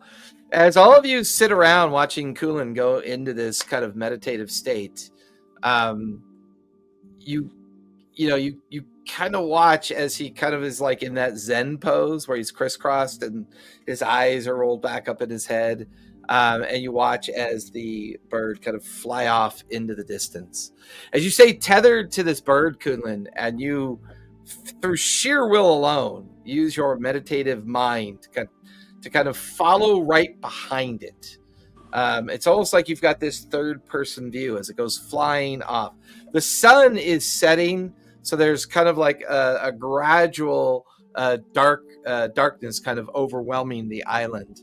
The bird begins to fly off until it's now circling a series of mountains, these tall peaks. You can see this old dormant volcano. You watch as the bird dives down towards the dormant volcano. You watch as it kind of circles the old caldera, long since kind of just built up with ash and rock.